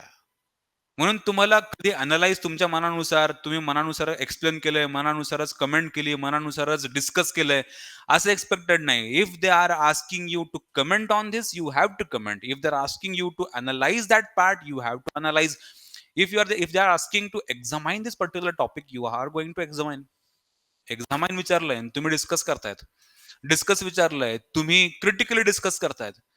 क्रिटिकली डिस्कस विचारलंय, तुम्ही वेगळंच काहीतरी बोलतायत. ही चांगल्या ब्युरोक्रॅटची खासियत नाही. जे विचारलंय तेवढंच, जेवढं आवश्यक आहे तेवढंच, ना कमी ना जास्त. हे तुमच्या उत्तराचा वैशिष्ट्य असलं पाहिजे. म्हणून कमांड्सची ओळख पण आपल्याला असणं आवश्यक आहे. व्हाय? कारण तुमची प्रत्येक कमांड तुमच्या उत्तराचं स्ट्रक्चर बदलवणार आहे. तुमची कमांड तुमच्या उत्तराचं स्ट्रक्चर बनवणार आहे. जसं की तुम्हाला ऑर्डर दिली की सरळ चाल, तर सरळ चाल.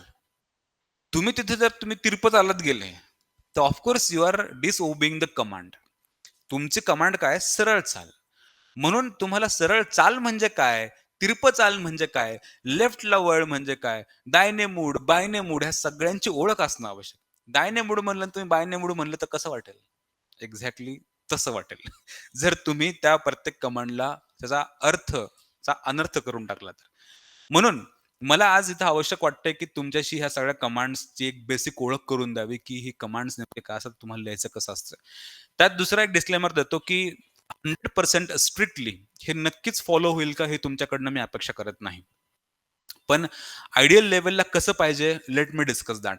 जरी तुमचं 70-80% 90% जरी फॉलो झालं, तरी तुमचं खूप चांगलं उत्तर ह्यामधनं बनू शकतं. मी ह्या सगळ्या कमांड्सला 2-3 गटांमध्ये डिव्हाईड केलंय. काही ईझी कमांड्स आणल्यात. शक्यतो मी जी-एसमध्ये घेतो, पण त्यातल्या काही कमी करून लिस्ट करण्याचा प्रयत्न करतो, की कमांड्स डिफिकल्टी लेव्हल वाढवत जाऊ आपण. तुम्हाला काही कमांड्स जराशा ईझी लेव्हलच्या पडतील. त्यातला पहिला सेट असेल जसं की for example they will ask, इथे लिहितो मी कमांड्स किंवा त्याला तुम्ही डायरेक्टिव्हज म्हणता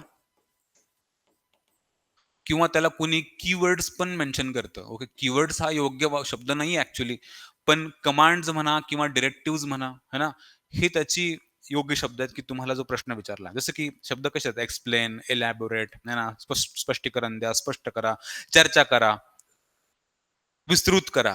हे सगळ्या कमांड्स आहेत. त्यातला जो पहिला कमांड आहे तो आहे लिस्ट करतो मी आधी, की मला कुठल्या-कुठल्यावर पहिल्या सेटमध्ये बोलायला आवडेल, की इलॅबोरेट. ओके.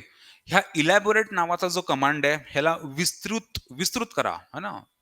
त्याला एक्सपांड करून लिहा. विस्तृत करा, हा त्याचा कमांड असेल एक. आणखी एक कमांड आहे ती आहे एक्सप्लेन म्हणजे स्पष्ट करा. आणखी एक कमांड आहे ती आहे थ्रो लाईट ऑन प्रकाश टाका.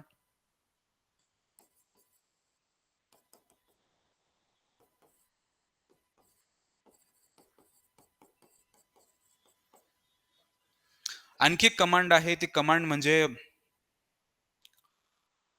सबस्टॅन्शिएट.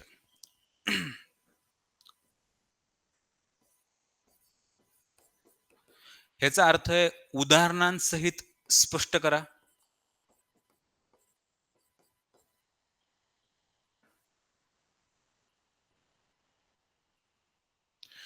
आणखी एक आहे, इथं इथं थांबतो मी अजून.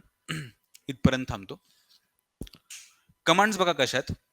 इलॅबोरेट हे सगळ्यात ईझी कमांड्स आहेत. ओके. सगळ्यात ईझी, सगळ्यात सोप्या, काहीही ह्याच्यामध्ये कॉम्प्लेक्स नसलेला हा भाग आहे. Elaborate, explain, throw light on and substantiate ह्या चारही शब्दांमध्ये जवळ-जवळ साम्य आहे. ह्याचा अर्थ आहे, की जे कन्सेप्ट विचारली त्याला थोडक्यात स्पष्ट करायचं असतं. काय करायचं असतं? स्पष्ट. जसं की मी विचारलंय तुम्हाला, की एम.एल. डर्कीमच्या आत्महत्या सिद्धांताला इलॅबोरेट करा, विस्तृत करा. म्हणजे काय?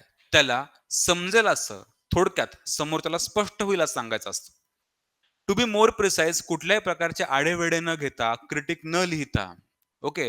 टीकात्मक स्वरूपात आत्ता न लिहिता, विशेष अनालिसिस न करता, डाटा फॅक्ट्स विशेष मेन्शन न करता, नेमकं ह्या कन्सेप्टमध्ये काय म्हणलंय, ह्याचं स्पष्टीकरण द्यायचं असतं. सिम्पली त्याला एक्सप्लेन करून सांगायचं असतं, स्पष्ट करून सांगायचं असतं. ह्या सगळ्यांचा जवळ-जवळ सारखा मीनिंग आहे. त्यातल्या त्यात फक्त थ्रो लाईट ऑन हा जो शब्द आहे, ह्या थ्रो लाईट ऑनचा मीनिंग आहे, की त्या पर्टिक्युलर कन्सेप्ट जी विचारली आहे, त्याच्या खास वैशिष्ट्यांवर फोकस करायचा. त्याची जी महत्त्वाची वैशिष्ट्य आहेत, त्याचं महत्त्व. ओके. Throw light on.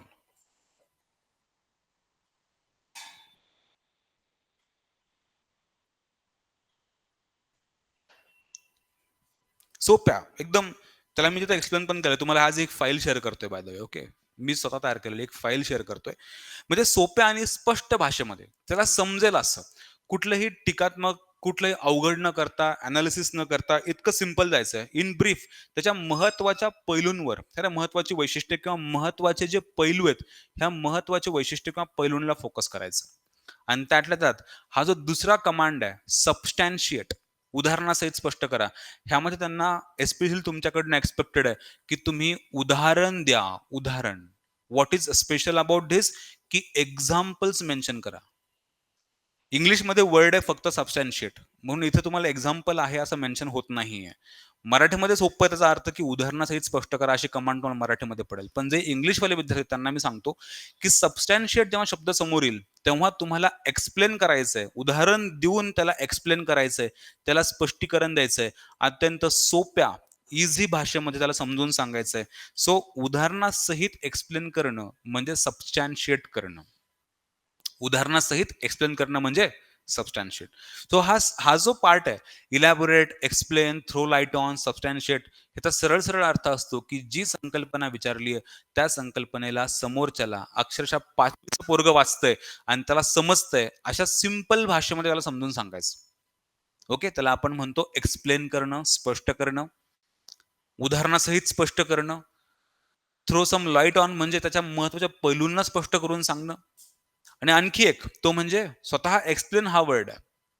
ह्या पहिल्या शब्दांमध्ये काही क्रिटिकल पार्ट नाहीये, काही अवघड पार्ट नाहीये. हे जसं विचारलं तसं त्याला लिहायचंय. फक्त एवढं लक्षात ठेवा, सोप्या शब्दामध्ये समोरच्या एक्झामिनरला समजेल अशा भाषेमध्ये तुमचं उत्तर आलं पाहिजे.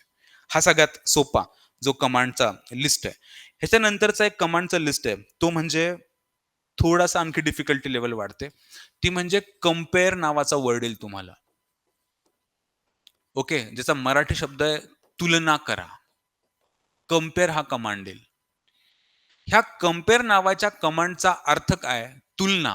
ओके.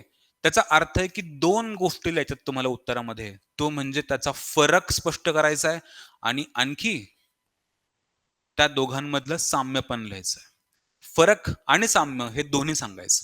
ह्याला आपण तुलना म्हणतो. काय म्हणतो? तुलना, कंपॅरिझन. कुठेतरी फरक हा जवळ-जवळ एक है ना 70% च्या आसपास, साम्य 30% च्या आसपास कुठेतरी असं एक जनरल इक्वेशन बनेल. 70-80% 20-30% जनरल इक्वेशन. पण लक्षात ठेवायचं आहे, की तुम्हाला कंपॅरिझनमध्ये साम्य पण लिहायचंय. Don't forget that. कंपॅरिझनमध्ये साम्य सुद्धा लिहायचं हे विसरू नका. ह्याच्यासारखाच दिसणारा ह्याचा आणखी एक साधा एकदम भोळा भाऊ आहे. तो म्हणजे फरक स्पष्ट करा. Differentiate between. ह्या डिफरन्शिएटमध्ये किंवा फरक स्पष्ट करामध्ये फक्त काय लिहायचंय? फरक. ओके. फरक लिहायचा आहे. तुम्ही इथे साम्य लिहाल का? साम्य लिहिणार नाही. साम्य लिहिणार नाही. फक्त आणि फक्त फरक लिहाल. हा एक कमांड आहे. डिफरन्शिएट. इथपर्यंत समजतंय? मागे? काय अडचण? सोपे-सोपे त्याला वाढवत चालतंय मग डिफरन्शिएशन. पुढची कमांड थोडी ह्यापेक्षा डिफिकल्ट. ती कमांड म्हणजे डिस्कस. और त्याला मराठीत आपण म्हणतो चर्चा करा. डिस्कस. ह्याचा अर्थ असतो की जी कन्सेप्ट, जी थिअरी, जी संकल्पना विचारली आहे, त्या संकल्पनेच्या सर्व बाजूंनी त्याच्यावर चर्चा व्हायला हवी. काय? मल्टी डायमेन्शनल, त्या सगळ्या बाजू, त्याच्या सर्व बाजू कव्हर करणं. कशी ट्रिक आहे बघू आपण. इमॅजिन करायचं जेव्हा डिस्कस हा वर्ड तुम्हाला येईल, तेव्हा इमॅजिन तुम्ही करायचं की just like group discussion is going on. काय सुरू आहे? एक ग्रुप डिस्कशन सुरू आहे. What is group discussion? म्हणजे काय की तुम्ही 4-5 लोकांचा ग्रुप, तुम्हाला एक टॉपिक दिलेला असतो की तुम्ही ह्या टॉपिकवर डिस्कस करा. जसं की क्लायमेट चेंजचा महिलांवर होणारा परिणाम. हा टॉपिक दिलाय आणि टॉपिकवर तुम्हाला सांगितलं की नाव 4-5 जण आहात तुम्ही डिस्कस करा. त्यातला पहिला विद्यार्थी ओपन करतो की कसा क्लायमेट चेंजचा परिणाम होतो. दुसरा विद्यार्थी म्हणेल की सर मी सहमत आहे, पण मला आणखी काही मुद्दे ऍड करावे वाटतात. तिसरा म्हणेल की सर मी सहमत नाहीये, माझं मत वेगळं आहे ह्यापेक्षा. चौथा म्हणेल की नाही, अजून काहीतरी नवीन पर्स्पेक्टिव्ह मांडण्याचा प्रयत्न करेल. सो हे 4-5 लोक जे डिस्कस करतायत, हे 4-5 लोक काय करतात माहिती, त्यांना पटणारे मुद्दे, त्यांना माहीत असणारे मुद्दे मांडण्याचा प्रयत्न करतात आणि त्या पर्टिक्युलर टॉपिकला 4-5 जण ग्रुप डिस्कशनच्या फॉर्मॅटमध्ये सगळ्या बाजूंनी कव्हर करतात. कुणी स्ट्रेंथवर बोलतोय, कुणी वीकनेसवर बोलतोय, कुणी सकारात्मक बाजू बोलतोय, कुणी नकारात्मक बाजू बोलतोय, कुणी सकारात्मक आणि नकारात्मकच्या पलीकडे जाऊन तिसरी मुद्दा मांडतोय. This is how we conduct a group discussion. बरोबर? कसं, पहिला म्हणेल की सर मी सहमत आहे, दुसरा म्हणेल की सर मी पार्शली सहमत आहे, तिसरा म्हणेल की नाही मी असहमत आहे, चौथा म्हणेल की असहमत सोडा, हे बघा, हे आणखी महत्वाचं आहे. So a particular topic when it is covered through all the dimensions, all the sides, त्याला आपण ग्रुप डिस्कशन म्हणतो. फक्त तुमच्या पेपरमध्ये डिस्कस हा शब्द ॲज अ ग्रुप तुम्ही स्वतः सगळ्या पात्रांमध्ये जाऊन रिटन ग्रुप डिस्कशन लिहिणार आहात तुमच्या पेपरमध्ये. काय करणार तुम्ही? तुमचं उत्तर एक ग्रुप डिस्कशन असणार आहे. तुमचं उत्तर काय असणार आहे? एक ग्रुप डिस्कशन. ह्याचा अर्थ की तुम्ही एकटे सगळ्या पात्रांमध्ये घुसून सगळ्या बाजूनं त्या पर्टिक्युलर कन्सेप्टकडे बघण्याचा प्रयत्न करणार आहात. जसं की त्याची सकारात्मक बाजू, नकारात्मक बाजू, है ना, स्ट्रेंथ, वीकनेस, अपॉर्च्युनिटीज आणि something like this. In simple words, की जेवढ्या त्याच्या बाजू निघतील, तेवढ्या सगळ्या बाजू ह्या डिस्कस व्हायला हव्यात. तुमचा जो ट्रिक आहे, जो त्याचा है ना आयडिया आहे, ती आयडिया आहे की ग्रुप डिस्कशन, जीडी हा डोक्यासमोर यायला हवा. डिस्कस.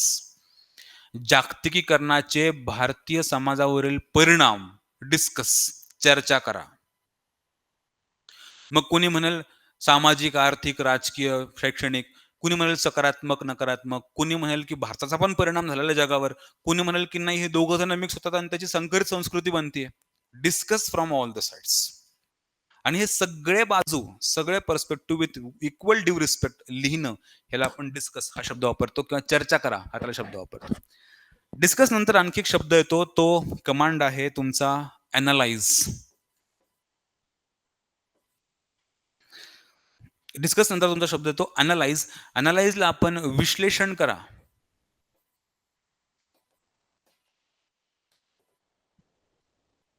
असं देखील म्हणतो. अनालाइज, ओके, हा एक कमांड आहे. अनालाइजचा सरळ सरळ सिंपल अर्थ असतो टू ब्रेक डाऊन. काय? To break down the question into sub parts.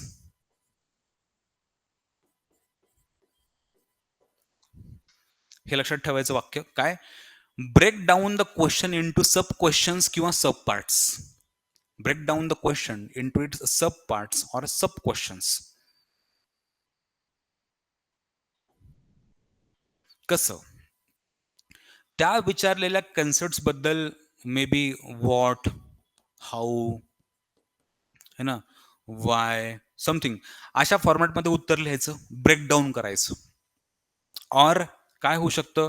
सकारात्मक, नकारात्मक ब्रेकडाऊन होऊ शकतं. आणखी कसं ब्रेकडाऊन होऊ शकतं? ते होऊ शकतं की त्याची है ना सामाजिक, आर्थिक, सोशल, इकॉनॉमिक, पॉलिटिकल है ना टेक्नॉलॉजिकल हे सगळे डायमेन्शन्स कव्हर करणं, ब्रेकडाउन करणं. क्वेश्चनचा एक्झाम्पल घेऊन पण तुम्हाला सांगतो मी. एक्झाम्पल घेतो आता सांगितलेलं, की जागतिकीकरणाचा भारतीय समाजावरील परिणाम विश्लेषित करा. Analyse the impacts of globalisation on Indian society. Analyse. तर मी कसं केलं असतं, त्या इम्पॅक्ट्सला शब्द काय आपला फोकस काय? Impacts of globalisation. तर इम्पॅक्ट्सला मी ब्रेकडाउन केलं असं सब पार्ट्समध्ये. कसं? सामाजिक परिणाम काय? आर्थिक परिणाम काय? राजकीय परिणाम काय? तंत्रज्ञानविषयक परिणाम काय? लोकसंख्येवर परिणाम काय? महिलांवर परिणाम काय? ब्रेकडाउन. और मी कसं केलं असतं? सकारात्मक, नकारात्मक हे पण शक्य आहे. कळतंय? तर इम्पॅक्ट्सला ब्रेकडाउन करायचं. आणखी एक कसं होऊ शकलं असतं ब्रेकडाउन त्याचं? सगळे योग्य आहेत हे ब्रेकडाउन्स. सांगण्याचा अर्थ असा, की जेवढं तुम्हाला प्रश्नाला फोडता येईल, जेवढं बारीक-बारीक त्याच्या सब क्वेशन्समध्ये तुम्ही तोडू शकाल, तेवढं प्रयत्न करायचा आणि त्या पर्टिक्युलर प्रश्नाला सब पार्ट्समध्ये डिव्हाईड करून उत्तर लिहायचं. So the keyword is to divide or break down the question into its subparts or sub questions, maybe what, how, why, when, socio-economic, political, technological and etc. त्याचं सकारात्मक बाजू, नकारात्मक बाजू, फायदे, तोटे, है ना, स्ट्रेंथ, विकनेस हे सगळं काही मेन्शन करणं म्हणजे ब्रेकिंग डाऊन है ना, फायदे किंवा तोटे हे सगळं मेन्शन करणं म्हणजे break down the question into its sub parts.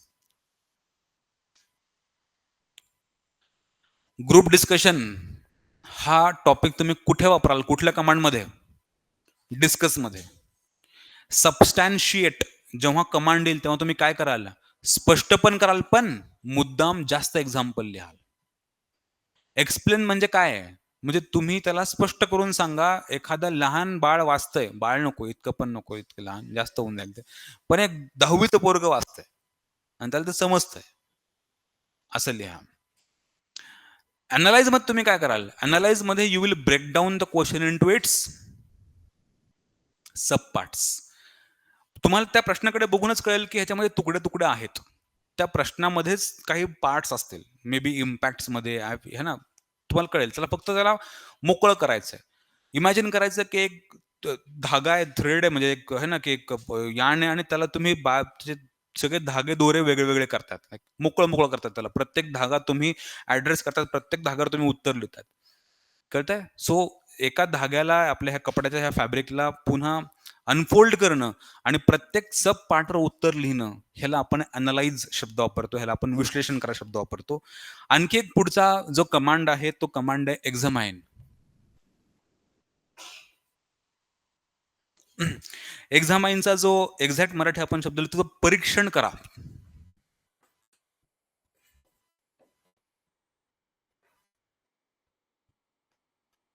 ह्याचा अर्थ असतो, की जे स्टेटमेंट किंवा जो क्वेश्चन विचारलाय, त्याची योग्यता आणि अयोग्यता हे तपासणं.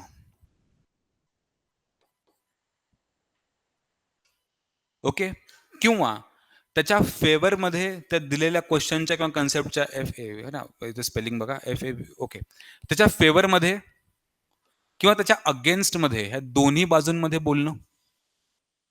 अगेन्स्टमध्ये बोलणं, फेवरमध्ये बोलणं किंवा त्याचे फायदे किंवा त्याचे तोटे समजून सांगणं. सकारात्मक बाजू, नकारात्मक बाजू समजून सांगणं. इन सिंपल वर्ड्स त्याची योग्यता, अयोग्यता, त्याच्या बाजूनं बोलणं, त्याच्या पक्षात, त्याच्या प्रतिपक्षात, त्याचे फायदे, तोटे, सकारात्मक बाजू, नकारात्मक बाजू दोन्ही बॅलन्सिंग फॉर्ममध्ये समजून सांगणं. जे तिथे योग्य पडेल तसं. ह्याला आपण एक्झामाइन म्हणतो. होल्ड ऑन, हा माझा अर्धा भाग आहे फक्त ह्या कीवर्डचा, ह्या कमांडचा.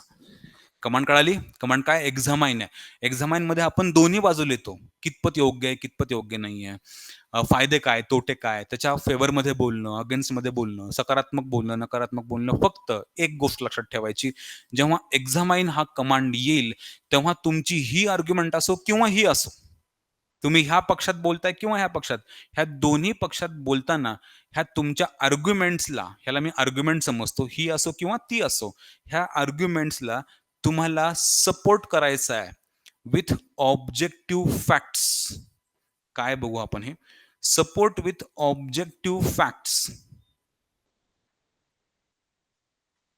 तुमच्या आर्ग्युमेंट्सला सपोर्ट जाईल ऑब्जेक्टिव्ह फॅक्टचा. एक्झामाइन जेव्हा शब्द दिसेल किंवा परीक्षण हा शब्द दिसला, की लक्षात कीवर्ड आला पाहिजे, की दोन्ही बाजूला याच्यात, पण कशाला याच्यात? ऑब्जेक्टिव्ह फॅक्टनं सपोर्ट करून. म्हणजे काय? तुमची ही आर्ग्युमेंट असो किंवा ती असो, you will argue by mentioning काही आकडे, स्टॅटिस्टिक्स मेन्शन करून तुमची आर्ग्युमेंट सपोर्ट करणं. म्हणजे काय आपण काय करतो माहिती आहे? आपल्या आर्ग्युमेंटला जस्टिफाय करायला, सपोर्ट करायला आकडे वापरणार. स्टॅटिस्टिक्स ऑर डेटा ऑर काही ऑब्जेक्टिव्ह एक्झाम्पल्स ऑर काही रिपोर्टचे नावं ऑर काही कमिटीची नावं असतील तर किंवा काही है ना कॉन्स्टिट्यूशनच्या प्रोव्हिजन असतील तर काही पर्सनॅलिटीजचे नावं असतील तर जे काही तुम्हाला तिथे ऑब्जेक्टिव्हली सपोर्ट करता येऊ शकतं. हा सपोर्ट जो आहे, तो सपोर्ट ऑब्जेक्टिव्ह असावा. आकडेवारी, फॅक्ट्स, डेटा, कमिटीचे रिपोर्ट हे सगळं मेन्शन करणं म्हणजे एक्झामाइन करणं. हे असो, ते असो. ओके. फिलॉसॉफी लोक काय? फिलॉसॉफी अशी आहे, की तुम्हाला दिलेल्या क्वेशनची योग्यता आणि अयोग्यता तपासायची. योग्यता आणि अयोग्यता तपासताना तुम्हाला पुराव्यांची गरज पडणार. तुम्ही जी आर्ग्युमेंट देणार, की हां, हे बरोबर आहे किंवा नाहीये. हो म्हणत असो किंवा नाही म्हणत असो, तुम्हाला काय लागणार आहेत? पुरावे. पुरावे म्हणजे काय? हे पुरावे. ओके. पुरावे म्हणजे कोणते? स्टॅटिस्टिक्स, आकडे, एक्झाम्पल्स, रिपोर्टची नावं, कमिटीची नावं, कॉन्स्टिट्यूशनल प्रोव्हिजन्स, आकड्यात बोलणं, पर्सनॅलिटीची नावं घेऊन सांगणं, ह्याला आपण एक्झामिनेशन म्हणतो. त्याला पुराव्यासहित स्पष्ट करणं असं म्हणतो. असं त्याला आपण म्हणतो. प्लीज. नाही, नाही, नाही. हां, मी त्याला परत थोडक्यात अजून सिंपल करून सांगतो. दोन्ही बाजू येतील त्यामध्ये. आपण ते जेव्हा आन्सर रायटिंग मधले सगळे प्रश्न बघू तेव्हा तर येईलच. पण उत्तरामध्ये दोन्ही बाजू. जर ते 10 मार्काचा प्रश्न असेल, तर 2 पान आणि दिलंय की examine the impact of NGOs on democracy. प्रश्न काय? एक्झामाइन क्वेशन कसा आहे, की एक्झामाइन द इम्पॅक्ट ऑफ है ना एन-जी-ओज ऑन डेमोक्रसी की बाबा ह्या एन-जी-ओचा लोकशाहीवरील परिणाम तपासा. ओके, एक्झामाइन करा. तुम्हा सर्वांना माहिती आहे की पॉझिटिव्ह पण परिणाम आहे, निगेटिव्ह पण आहे. निगेटिव्ह कसं की तो काही है ना अननेसेसरी गोष्टींना वाव देतो, डेव्हलपमेंटच्या अगेन्स्ट एन-जी-ओ उभं राहतात वगैरे, वगैरे. दोन्ही मुद्दे ह्याच्यामध्ये आहेत. तुम्ही इथे सिम्पली एक तुमचं इंट्रोडक्शन कराल. मग तिथे मेन्शन कराल की बाबा ह्या एन-जी-ओचा सकारात्मक परिणाम जे तिथे हेडलाईन की एनजीओचा डेमोक्रेसी सकारात्मक परिणाम 1, 2, 3, 4, 5. मग तुम्ही इथे मेन्शन करणार की एनजीओचा नकारात्मक परिणाम ओके 1, 2, 3, 4, 5. जनरली 50-50% मध्ये मी लिहितोय. पॉझिटिव्ह पण निगेटिव्ह पण हे योग्य आहे, अयोग्य आहे. फायदे, तोटे, सकारात्मक, नकारात्मक, strengths, opportunities and limitations. Okay. आणि मग तिथे लिहिते आता इथे तुम्हाला क्रिटिक लिहायची गरज नाही बघा. टीकाची गरज आहे का इथे? का? कारण तुम्ही ऑलरेडी नकारात्मक पॉइंटवर बोललात. म्हणून हा क्वेश्चन टीका तिथं स्पेशली मेन्शन करायची गरज नाहीये. आणि तुम्ही हे लिहिल्यानंतर तुमचं कन्क्लुजन जाईल आणि कन्क्लुजन तुमचं जे जाईल ते जाईल जरासं सोल्युशन ओरिएंटेड जे आपलं पुढच्या सेशनमधून आपण बघणार आहोत. आन्सर रायटिंग जेव्हा एक्झॅक्टली सुरू होईल तेव्हा आपण डिस्कस करणार आहोत की कसं लिहायचं. पण दोन्ही बाजूला याच्यात सकारात्मक पण, नकारात्मक पण. फक्त एवढंच तुम्ही ह्या ज्या आर्ग्युमेंट दिल्यात first argument, second argument, third argument ह्याला फक्त सपोर्ट करायचा कशानं? ऑब्जेक्टिव्ह फॅक्टनं. आकड्यांना सपोर्ट करायचा. कमिटी काही बोलतीये का? एखादा रिपोर्ट तुम्ही वाचलाय का? ह्यानं सपोर्ट करायचा. 5 मुद्दे लिहिले, 2 जागेवर जाऊ द्या. इकडे 5, 2 जागेवर जाऊ द्या. प्रत्येक 10 मुद्द्यांना 10 आकड्याची गरज नाही. पण 4-5 जागेवर मला आकडे दिसावेत. 10 मार्कर्समध्ये 4-5 20 मार्कामध्ये 5-6 असे आकडे मला दिसावेत. आकडे किंवा कमिटीचे नावं किंवा exact objective examples, exact case studies, exact constitutional provisions की जे objective and you have underline that. Okay. अशा प्रकारे ही एक्झामाइन नावाची कमांड काम करते. So what is एक्झामाइन?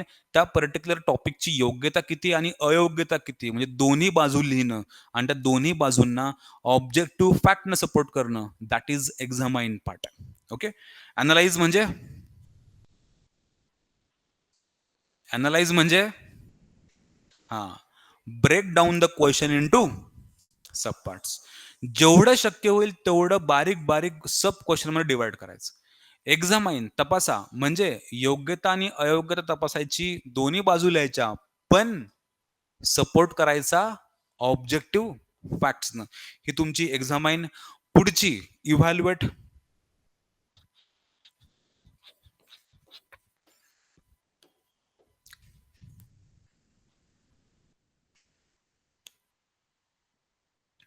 इव्हॅल्युएटला मराठीमध्ये आपण मूल्यांकन म्हणतो.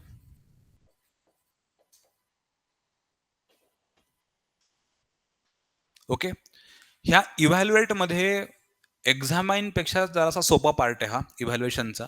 म्हणजे दिलेला प्रश्न योग्य, अयोग्य, कितपत बरोबर, कितपत हा वर्ड येतो. ओके. कितपत हा योग्य किंवा बरोबर किंवा फायदेशीर किंवा सकारात्मक आहे आणि तो कितपत आहे ना, अयोग्य किंवा चूक किंवा त्याचे तोटे किंवा तो नकारात्मक आहे, हे तपासणं. कितपत, to what extent.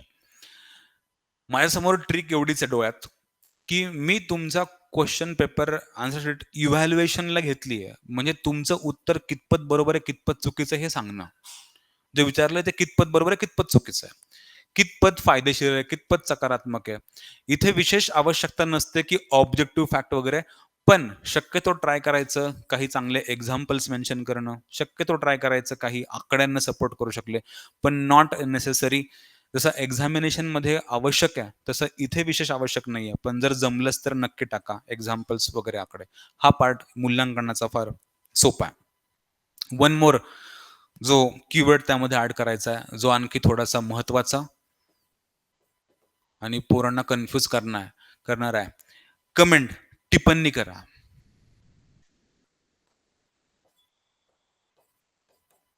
Comment on this.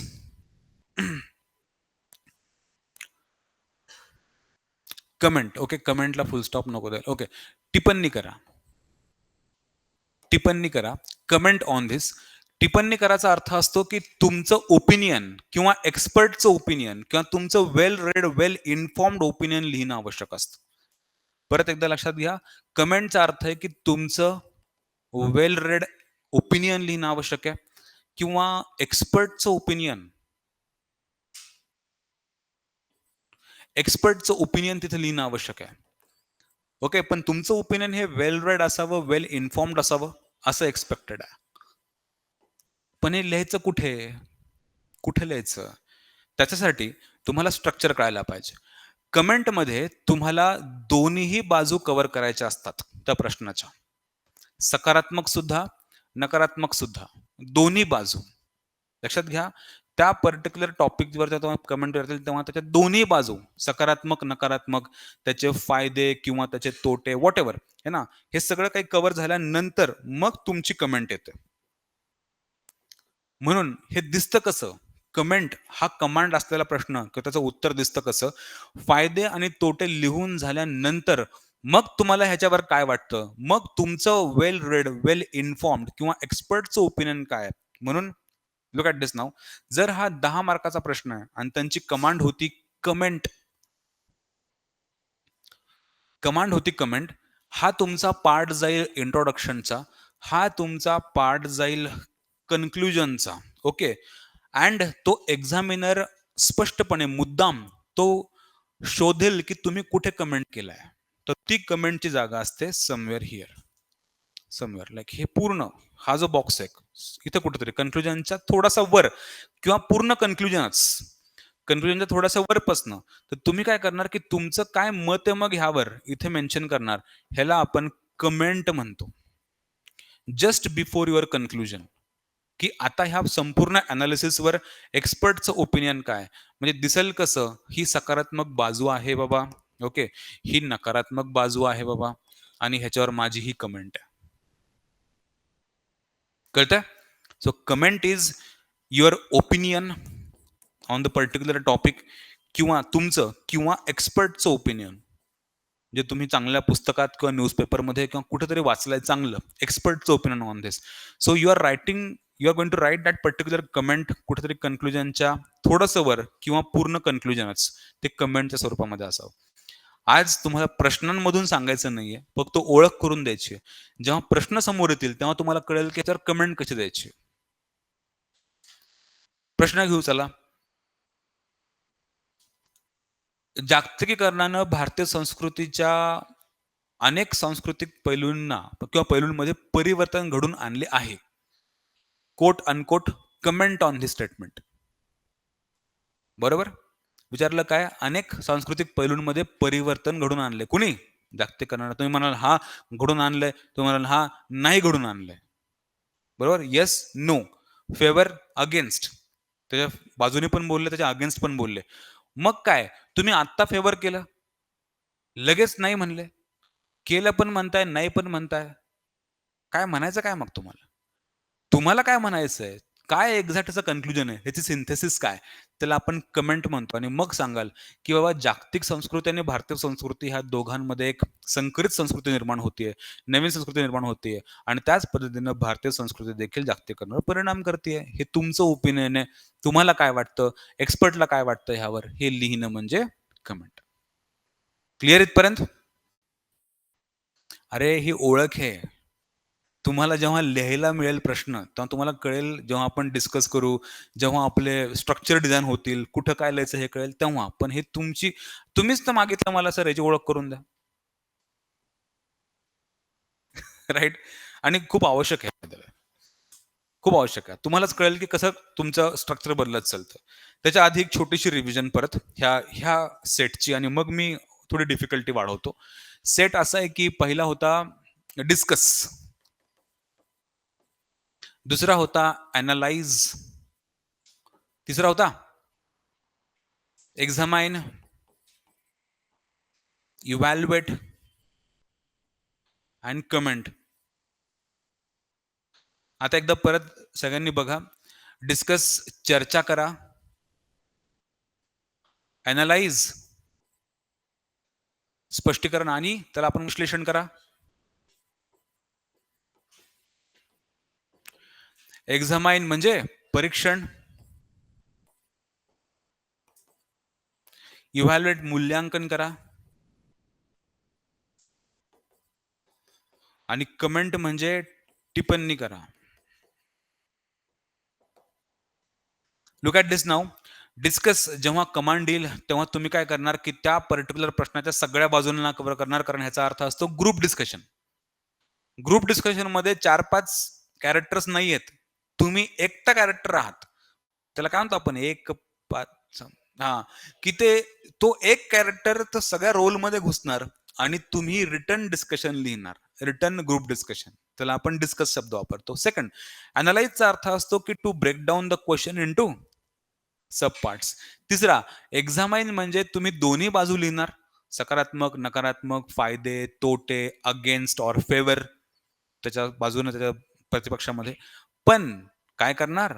Objective फॅक्ट्सनं तुमच्या आर्ग्युमेंट, दोन्ही बाजूचे आर्ग्युमेंट सपोर्ट करणार विथ आकडे, रिपोर्ट्स, कमिटीचे नावं, पर्सनॅलिटीचे नावं. आणि हे काय? इव्हॅल्युएट, एक्झाम्पलचं प्रमाण कमी, ऑब्जेक्टिव्हिटीचं प्रमाण कमी, सपोर्टिंग जास्त आवश्यक नाहीये, कितपत बरोबर कितपत चुकीचं तपासणं.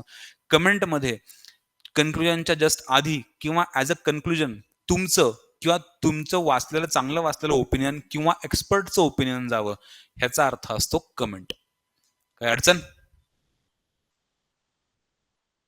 काय अडचण? नक्की हे करायचंय. मेडिओकर नाही जागायचं. ओके? नो मेडिओक्रसी. करायचं तर नीट, नाही तर बाहेर खूप भीड आहे. खूप भीड आहे, खूप गर्दी आहे. हे माहीत पाहिजे. ओके? हे फक्त ऑप्शनल नाही, हे जीएस ला पण आहे. कळतंय? जर मी तुम्हाला म्हणत असेल, हा ना, मी प्रश्न विचारला, लुक ॲट दिस. बघा, लगेच तुम्हाला मी डेमॉन्स्ट्रेट करून दाखवतो. Impacts of globalisation on Indian society. Command दिली ॲनलाईज. दुसरा प्रश्न विचारला, impacts of globalisation on Indian society. Command दिली कमेंट. कमांड दिली कमेंट, एकामध्ये दिलं अॅनलाईज. जर मी 2 डिफरंट कमांड देतोय, तर तुमचं उत्तर कसं काय सारखं असू शकतं? तेच तर प्रॉब्लेम आहे. तुम्ही सेम लिहिता. कमांड यो, आपलं ते कमेंट यो, इव्हॅल्युएट यो, एक्झामाइन यो, काही यो. म्हणजे फक्त मला 2 महत्त्वाचे शब्द दिसले. काय दिसले? जागतिकीकरण आणि भारतीय समाज. जे काही माहिती आहे, ते सगळं लिहून टाकायचं. सरळ चल, दाहिने मूड, बायने मूड, पीछे मूड. काय फरक आहे का नाही? फरक आहे. ती कमांड आहे.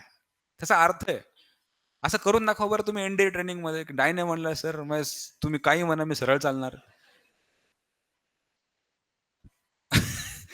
हा फरक आहे. ओके. आणि हे ऑफ तुम्हाला जाणवेल, की विशेष खूप फरक ह्या शब्दांमध्ये नाहीये. पण कुठं काय आवश्यक आहे हे माहीत पाहिजे. कमेंटमध्ये तो मुद्दाम शोधणार आहे तुमचं ओपिनियन त्याच्यावर काय लिहिलंय का? एक्सपर्टचं ओपिनियन तो शोधणार आहे आणि तुम्ही लिहिलं नाही. त्याला अपमान फील होणार आहे, की मी ह्याला म्हणलं, की तू कमेंट कर आणि तू कमेंटच केली नाही. तुम्ही अॅनलाईज करायला लावलं त्याने तुला, की तुम्हाला त्यांनी सामाजिक, आर्थिक, राजकीय किंवा टेक्निकल, सायंटिफिक त्याचे परिणाम विचारले. तुम्ही भलतंच काहीतरी करत बसले. किती इन्सल्टिंग आहे. जर मी एक्झामिनर असेल, तर मला किती इन्सल्ट फील होईल, की "यार मी तुला सांगितलं काय, तू करतो काय?"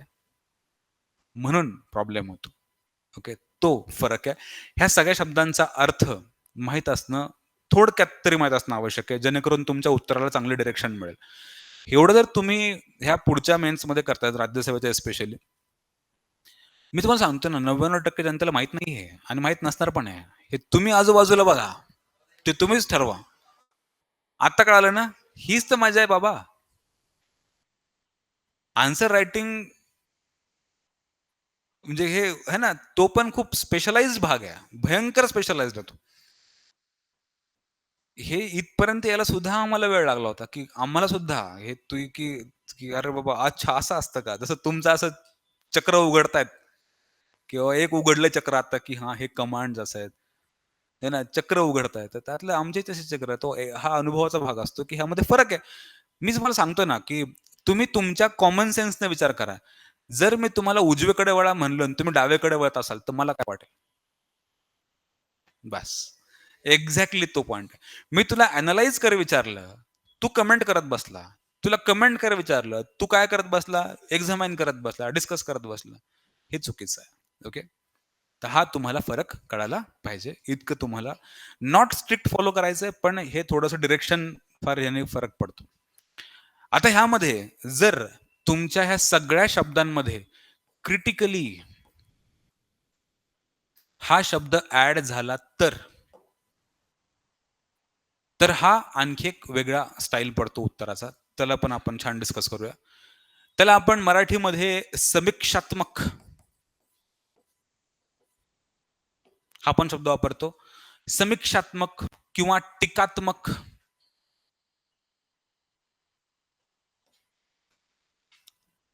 म्हणजे काय की टीकात्मक चर्चा करा, टीकात्मक स्पष्टीकरण द्या, समीक्षात्मक मूल्यांकन करा, समीक्षात्मक परीक्षण करा, समीक्षात्मक टिप्पणी लिहा.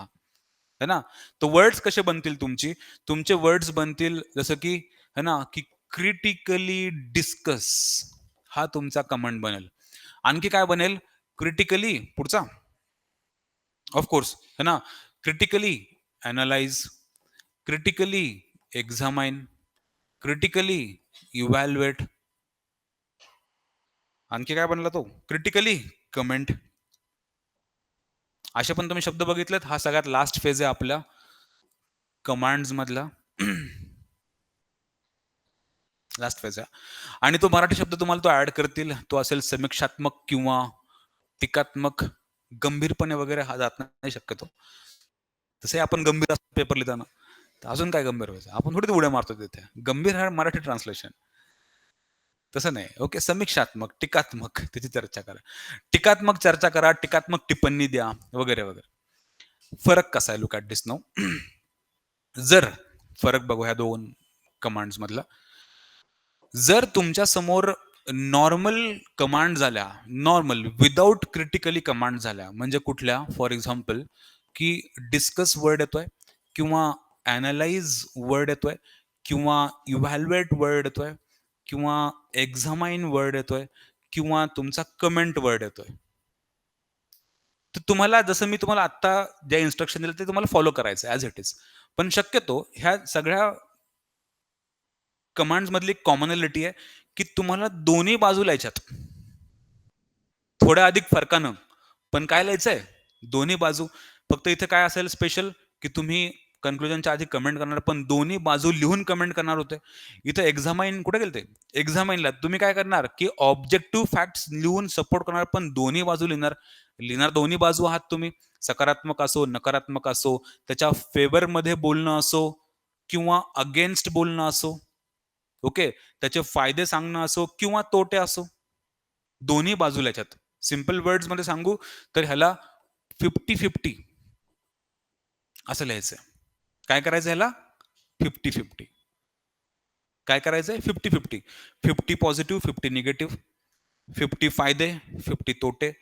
50 सकारात्मक, 50 नकारात्मक किंवा 50% तुम्ही फेवरमध्ये बोलाल, 50% तुम्ही अगेन्स्टमध्ये बोलाल. इथपर्यंत ठीक 50-50 वेटेज असेल. म्हणून तुमचं ह्या सिंपल कमांडचं उत्तर जर हे पेज 1 असेल आणि हे पेज 2 असेल, तर तुमचं इंट्रोडक्शन, तुमचं कन्क्लुजन इथे सकारात्मक पार्ट है ना, हा 50% चा भाग एवढा आणि हा नकारात्मक भाग तुमचा 50% असा दिसेल? असा दिसेल? पण जेव्हा हे सगळे शब्द, ह्या सगळ्या शब्दांचा हा गोल कॉमन ठेवतो. हा पण इथे क्रिटिकली वर्ड आला, तर तुम्हाला लिहायचंय दोन्ही. परत बघा दोन्ही. काय? Positive, negative.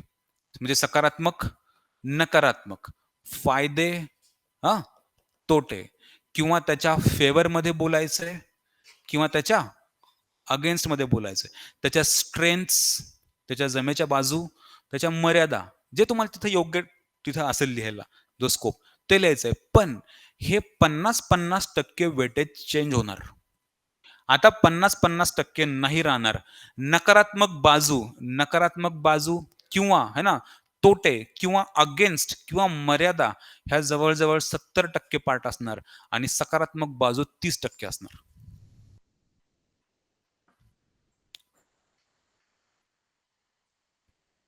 Hold.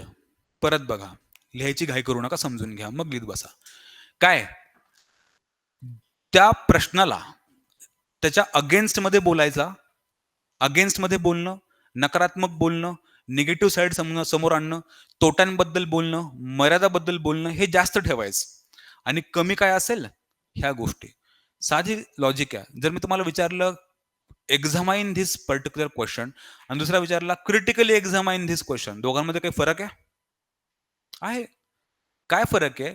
Critical part, negative part जास्त, सकारात्मक भाग कमी. टीका जास्त, सकारात्मक भाग कमी. नॉट 50-50.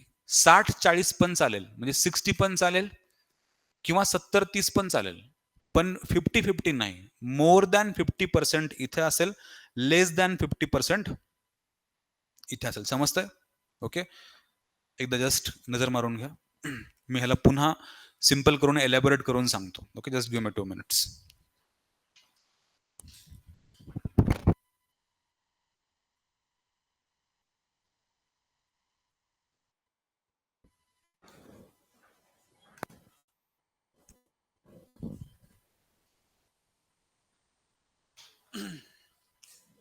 जेव्हा वर्ड चेक आवाज हे सुरू होतं का?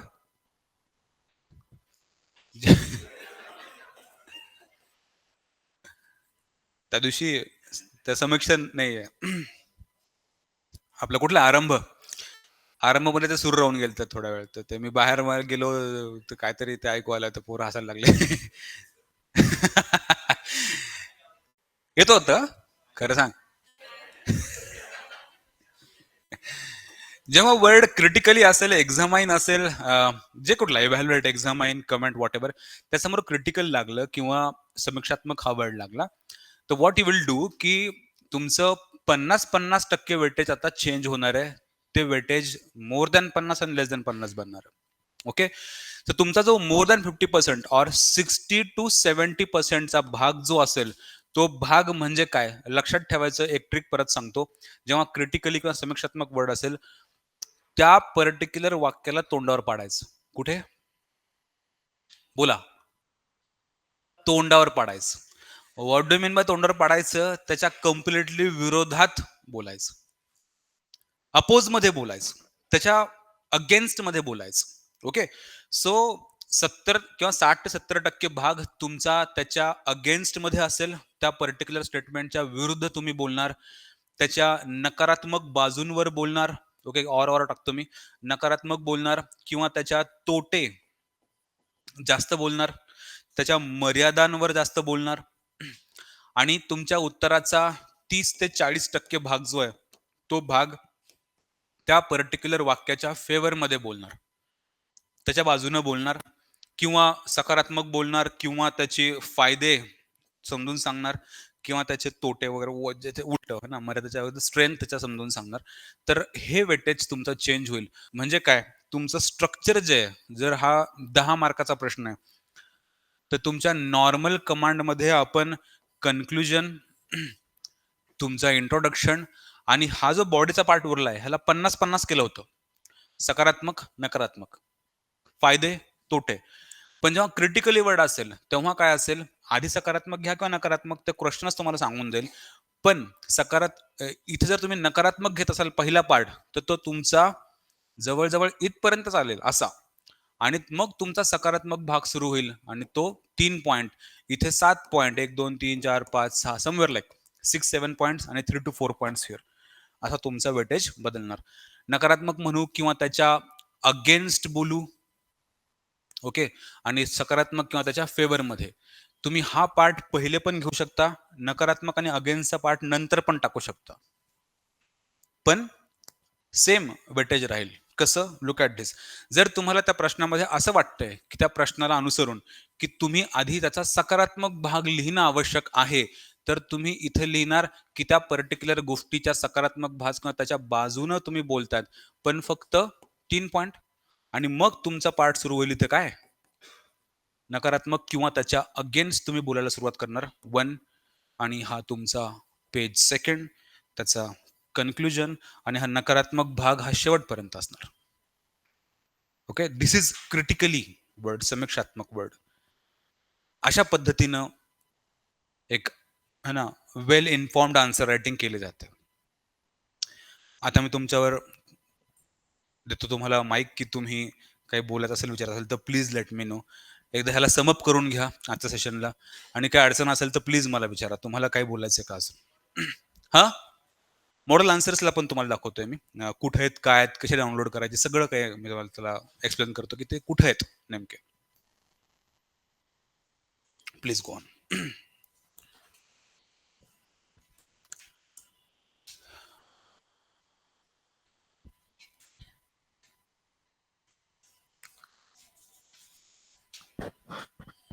Please ma'am. Same critically. समालोचनात्मक, समीक्षात्मक, टीकात्मक म्हणजे क्रिटिकली. समालोचन करणं म्हणजे जरा निगेटिव्ह बाजूनं बोलणं. समालोचनात्मक, समीक्षात्मक और टीकात्मक हे सगळे शब्द सेम लाईनचे. त्याचा अर्थ असतो क्रिटिकल. ओके. क्रिटिकली. हा जो कुठे मिळतात हे सगळे मॉडेल्स आम्ही काय करायचो की मराठीचे आन्सर जेव्हा मी घ्यायचो, बाय द वे तुम्हाला त्या दिवशी मी हे जेव्हा 0 टू 300 बद्दल ब्रीफ करत होतो, तेव्हा मी हे देखील बोललो, की बाबा हा प्रोग्राम सेल्फ इव्हॅल्युएशनचा असतो, है ना? पण असं कुठेही हे स्ट्रिक्ट बंधन आम्ही कधीच पाळलं नाही, मागच्या वेळेस पण पाळलं नाही, त्याच्या आधीही पाळलं नाही. जे विद्यार्थी माझ्याकडे येतात, स्वतः येतात, ह्यांचं इव्हॅल्युएशन होतं, त्याचं चेकिंग होतं, है ना? त्याचा कुठलाही बॅरियर नाहीये. फक्त ती अशी ऑफिशियल कमिटमेंट नसते, की अरे ती 8 दिवसामध्ये पेपर चेक करणं, सगळेच क्वेश्चन चेक करणं, अशी ऑफिशियल कमिटमेंट नाहीये. पण तुम्हाला वाटलं, तुम्ही उत्तर लिहिली, इथले आन्सर म्हणा किंवा तुम्ही बाहेरून तुमचे उत्तर तुम्ही शोधले, तुम्ही लिहिली, वेगळ्या प्रश्नांची उत्तर लिहिली, माझ्याकडे आणलं, दाखवलं, चेक करलं, तरीही कुठलंही बंधन त्याच्यावर नसतं. आता जसं पियुष तुम्ही काल माझ्याकडे देऊन गेलाय गठ्ठा. सो ते मागच्या वर्षाच्या बॅचचे त्यांनी मला आन्सर चेक करायला दिलेत. काही संबंध नाही कसलाच, राईट? पॉइंट इज दॅट की फक्त ते पब्लिक प्लॅटफॉर्मवर मला सांगणं आवश्यक होतं की तो प्रोग्राम अशा पद्धतीनं पेड आहे. If you want professional evaluation त्याची एक वेगळी फीज आहे. अदरवाईज तुम्ही माझ्याकडे आले, 2 उत्तर दाखवले, मी चेक केले. हे फार आपल्या इंटरनल रिलेशन्सवर डिपेंडंट आहे ना, की तुम्ही आले, छान चेक केले आणि संपला विषय. त्यात काहीही बंधन नाही. तसे जे उत्तर आहेत सगळे, आतापर्यंत लिहिलेली, खूप साऱ्या विद्यार्थ्यांनी उत्तर लिहिली आणि जी मला आवडलेत, है ना, अशी मागच्या 2-3 वर्षातली मी ह्या सोशिओलॉजीच्या ग्रुपवर, आपल्याच ग्रुपवर तुमचं ॲडमिशन व्हायच्या आधी आहे ना, काही दिवसांपूर्वीच टाकलेले आहेत. तुम्हाला काय करायचंय फक्त सोशिओलॉजीच्या ह्या आपल्या ग्रुपवर जायचं. ह्या तुम्ही ग्रुपवर गेले, की इथे तुम्हाला फाइल्स नावाचा एक सेक्शन मिळतो. फाइल्स. ग्रुप डिस्कशनमध्ये गेले ना, परत बघा ग्रुपवर गेले, आहे ना, थोडं खालीवर बघितलं त्याला, की तुम्हाला इथं फाइल्स दिसेल. फाइल्समध्ये फक्त टाइप करायचं गुड ट्राय. काय? Good try. You will get lot of answers here. जे की बेस्ट आहेत, जे मी स्वतः इव्हॅल्युएट केलेले आहेत. ओके, स्वतः माझं इव्हॅल्युएशन आहे आणि हे विद्यार्थ्यांनी लिहिलेले उत्तर आहेत. काही सॅम्पल्स पण आपण ह्यामधनं बघू. पण तुम्हाला खूप सारे उत्तर इथे मिळतील, जे तुम्ही तुमच्या स्वतःच्या अभ्यासासाठी वापरू शकता, की उत्तर लिहिलं कसं जातं. So you just search there good try. You will get lot of answers here. For example let's say जे काही स्पेशली चांगली उत्तर आहेत. ओके. हे मागच्या 22, 23, 24 ह्या सगळ्या बॅचेसचे काही विद्यार्थ्यांची उत्तर आहेत, जी मी जी आवडली चांगली उत्तर आहेत, त्यांची स्कॅन केलं आपल्या त्या ॲपवरनं आणि ग्रुपवर टाकली होती. हीच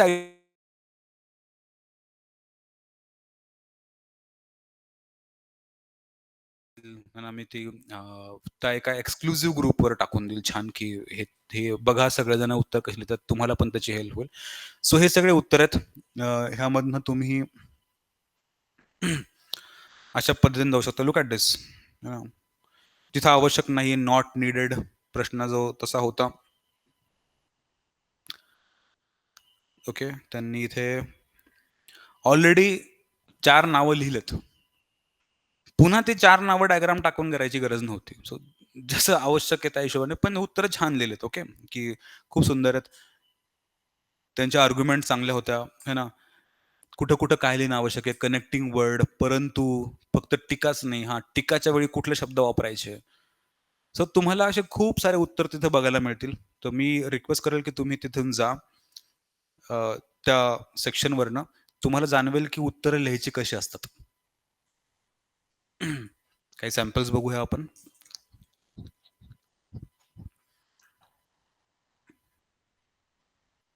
येस, हा पण छान उत्तर आहे. Okay, look at this now.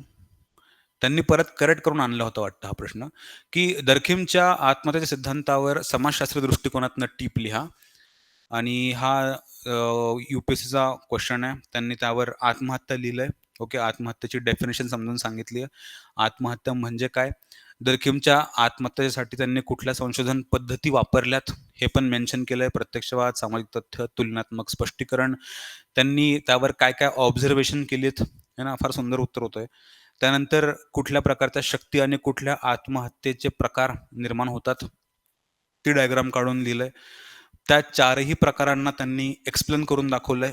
Explain झालं हे 4 प्रकार विथ एक्झाम्पल्स. ओके, 4 प्रकार आहेत, एक्झाम्पल केलेत. एक्झाम्पल सहित त्यांनी एक्सप्लेन केलंय आणि मग दर्खिमच्या ह्या सिद्धांतावर टीका.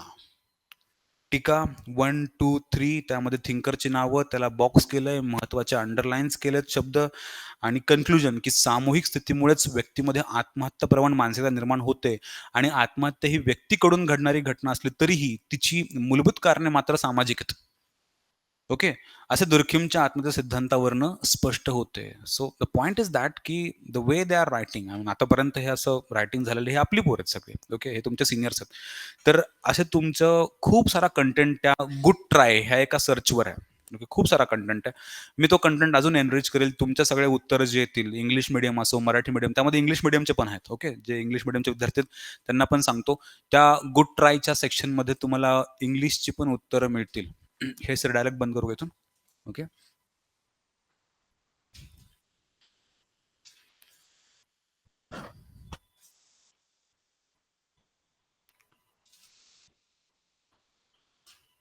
Okay, write a short note on emergence of sociology. Just a second. As an outcome of modernity and social changes in Europe keeping sociological perspective modernity काय डार्क एज सांगितलं, रेनेसा सांगितला, रेनेसाच्या डायमेन्शन समजून सांगितले, मग कमर्शियल रिव्होल्युशनबद्दल कमेंट दिली आहे, scientific revolution बोलल्यात है ना. जस्ट लुक ॲट दिस. मग काय सोशल चेंज झाला है ना. फक्त हे विद्यार्थी अर्ली फॉर्मॅटमध्ये होते म्हणून त्यांनी 3 पेजेसचा जो रूल आहे तो फॉलो नसेल केला. But content is very good. डायग्राम्सचा वापर करतायत, सगळं काही खूप सुंदर त्यांचं तो वर्क दिसेल. सो हे खूप सारे आन्सर्स तुम्हाला सगळ्यांना बघायला मिळेल. मी ओपनली ह्याला ठेवलंय. Just go on this group. ह्याच्यावर गुड ट्राय फाईल्समध्ये जा, गुड ट्रायमध्ये जा, तुम्हाला सगळं काही कंटेंट इथे मिळेल. Okay. One more thing. Answer writing, सोशोची आन्सर रायटिंग मधले 5 कॉम्पोनंट्स आणि सगळ्या कीवर्ड्सचे अर्थ, ह्याच्यावर तुम्हाला काही अडचण आता वाटते का? नक्की? हे तर तुम्हाला ऑफकोर्स तुम्हाला बघायचं आहे माझं है ना. मी तुम्हाला लोकेशन सांगून दिलंय, तुम्ही छान बघा. काही वाटलं तर please let me no, suggest करा. खूप आहेत. प्रत्येक वर्षीचे उत्तर ह्यामध्ये तुम्हाला सापडतील. ओके. सो मग तुमची रजा घेतो मी आज. Thank you very much. And उद्या मराठी मीडियम 3 आवर्सचं सेशन असेल. परवा पण 3 आवर्स सेशन असेल. रेग्युलर आपल्या कंटेंटचं सेशन सुरू होतील. Bye the way, what about 50 days plan? करताय फॉलो व्यवस्थित? काय चॅलेंजेस फेस करतायत? काय अडचण येते? होतंय, ॲटलीस्ट अभ्यास होतोय ना. Just try to focus on that plan. जानेवारी एंडला आपलं काम खूप काही संपलेलं असेल. तर उद्या मी तुम्हाला मराठी मीडियमला भेटतो नवीन कंटेंट सोबत. Thank you very much. तुम्ही जाऊ शकता. थँक्यू. ऑनलाईन स्टुडंट्स, हां, ऑनलाईन स्टुडंट्स, येस ऑफकोर्स. काही अडचण आहे का? Please let me no. Online students, तुमच्या डाऊट आहेत का? मी तुमच्याकडेच आलो होतो आता. समजले सर्वांना?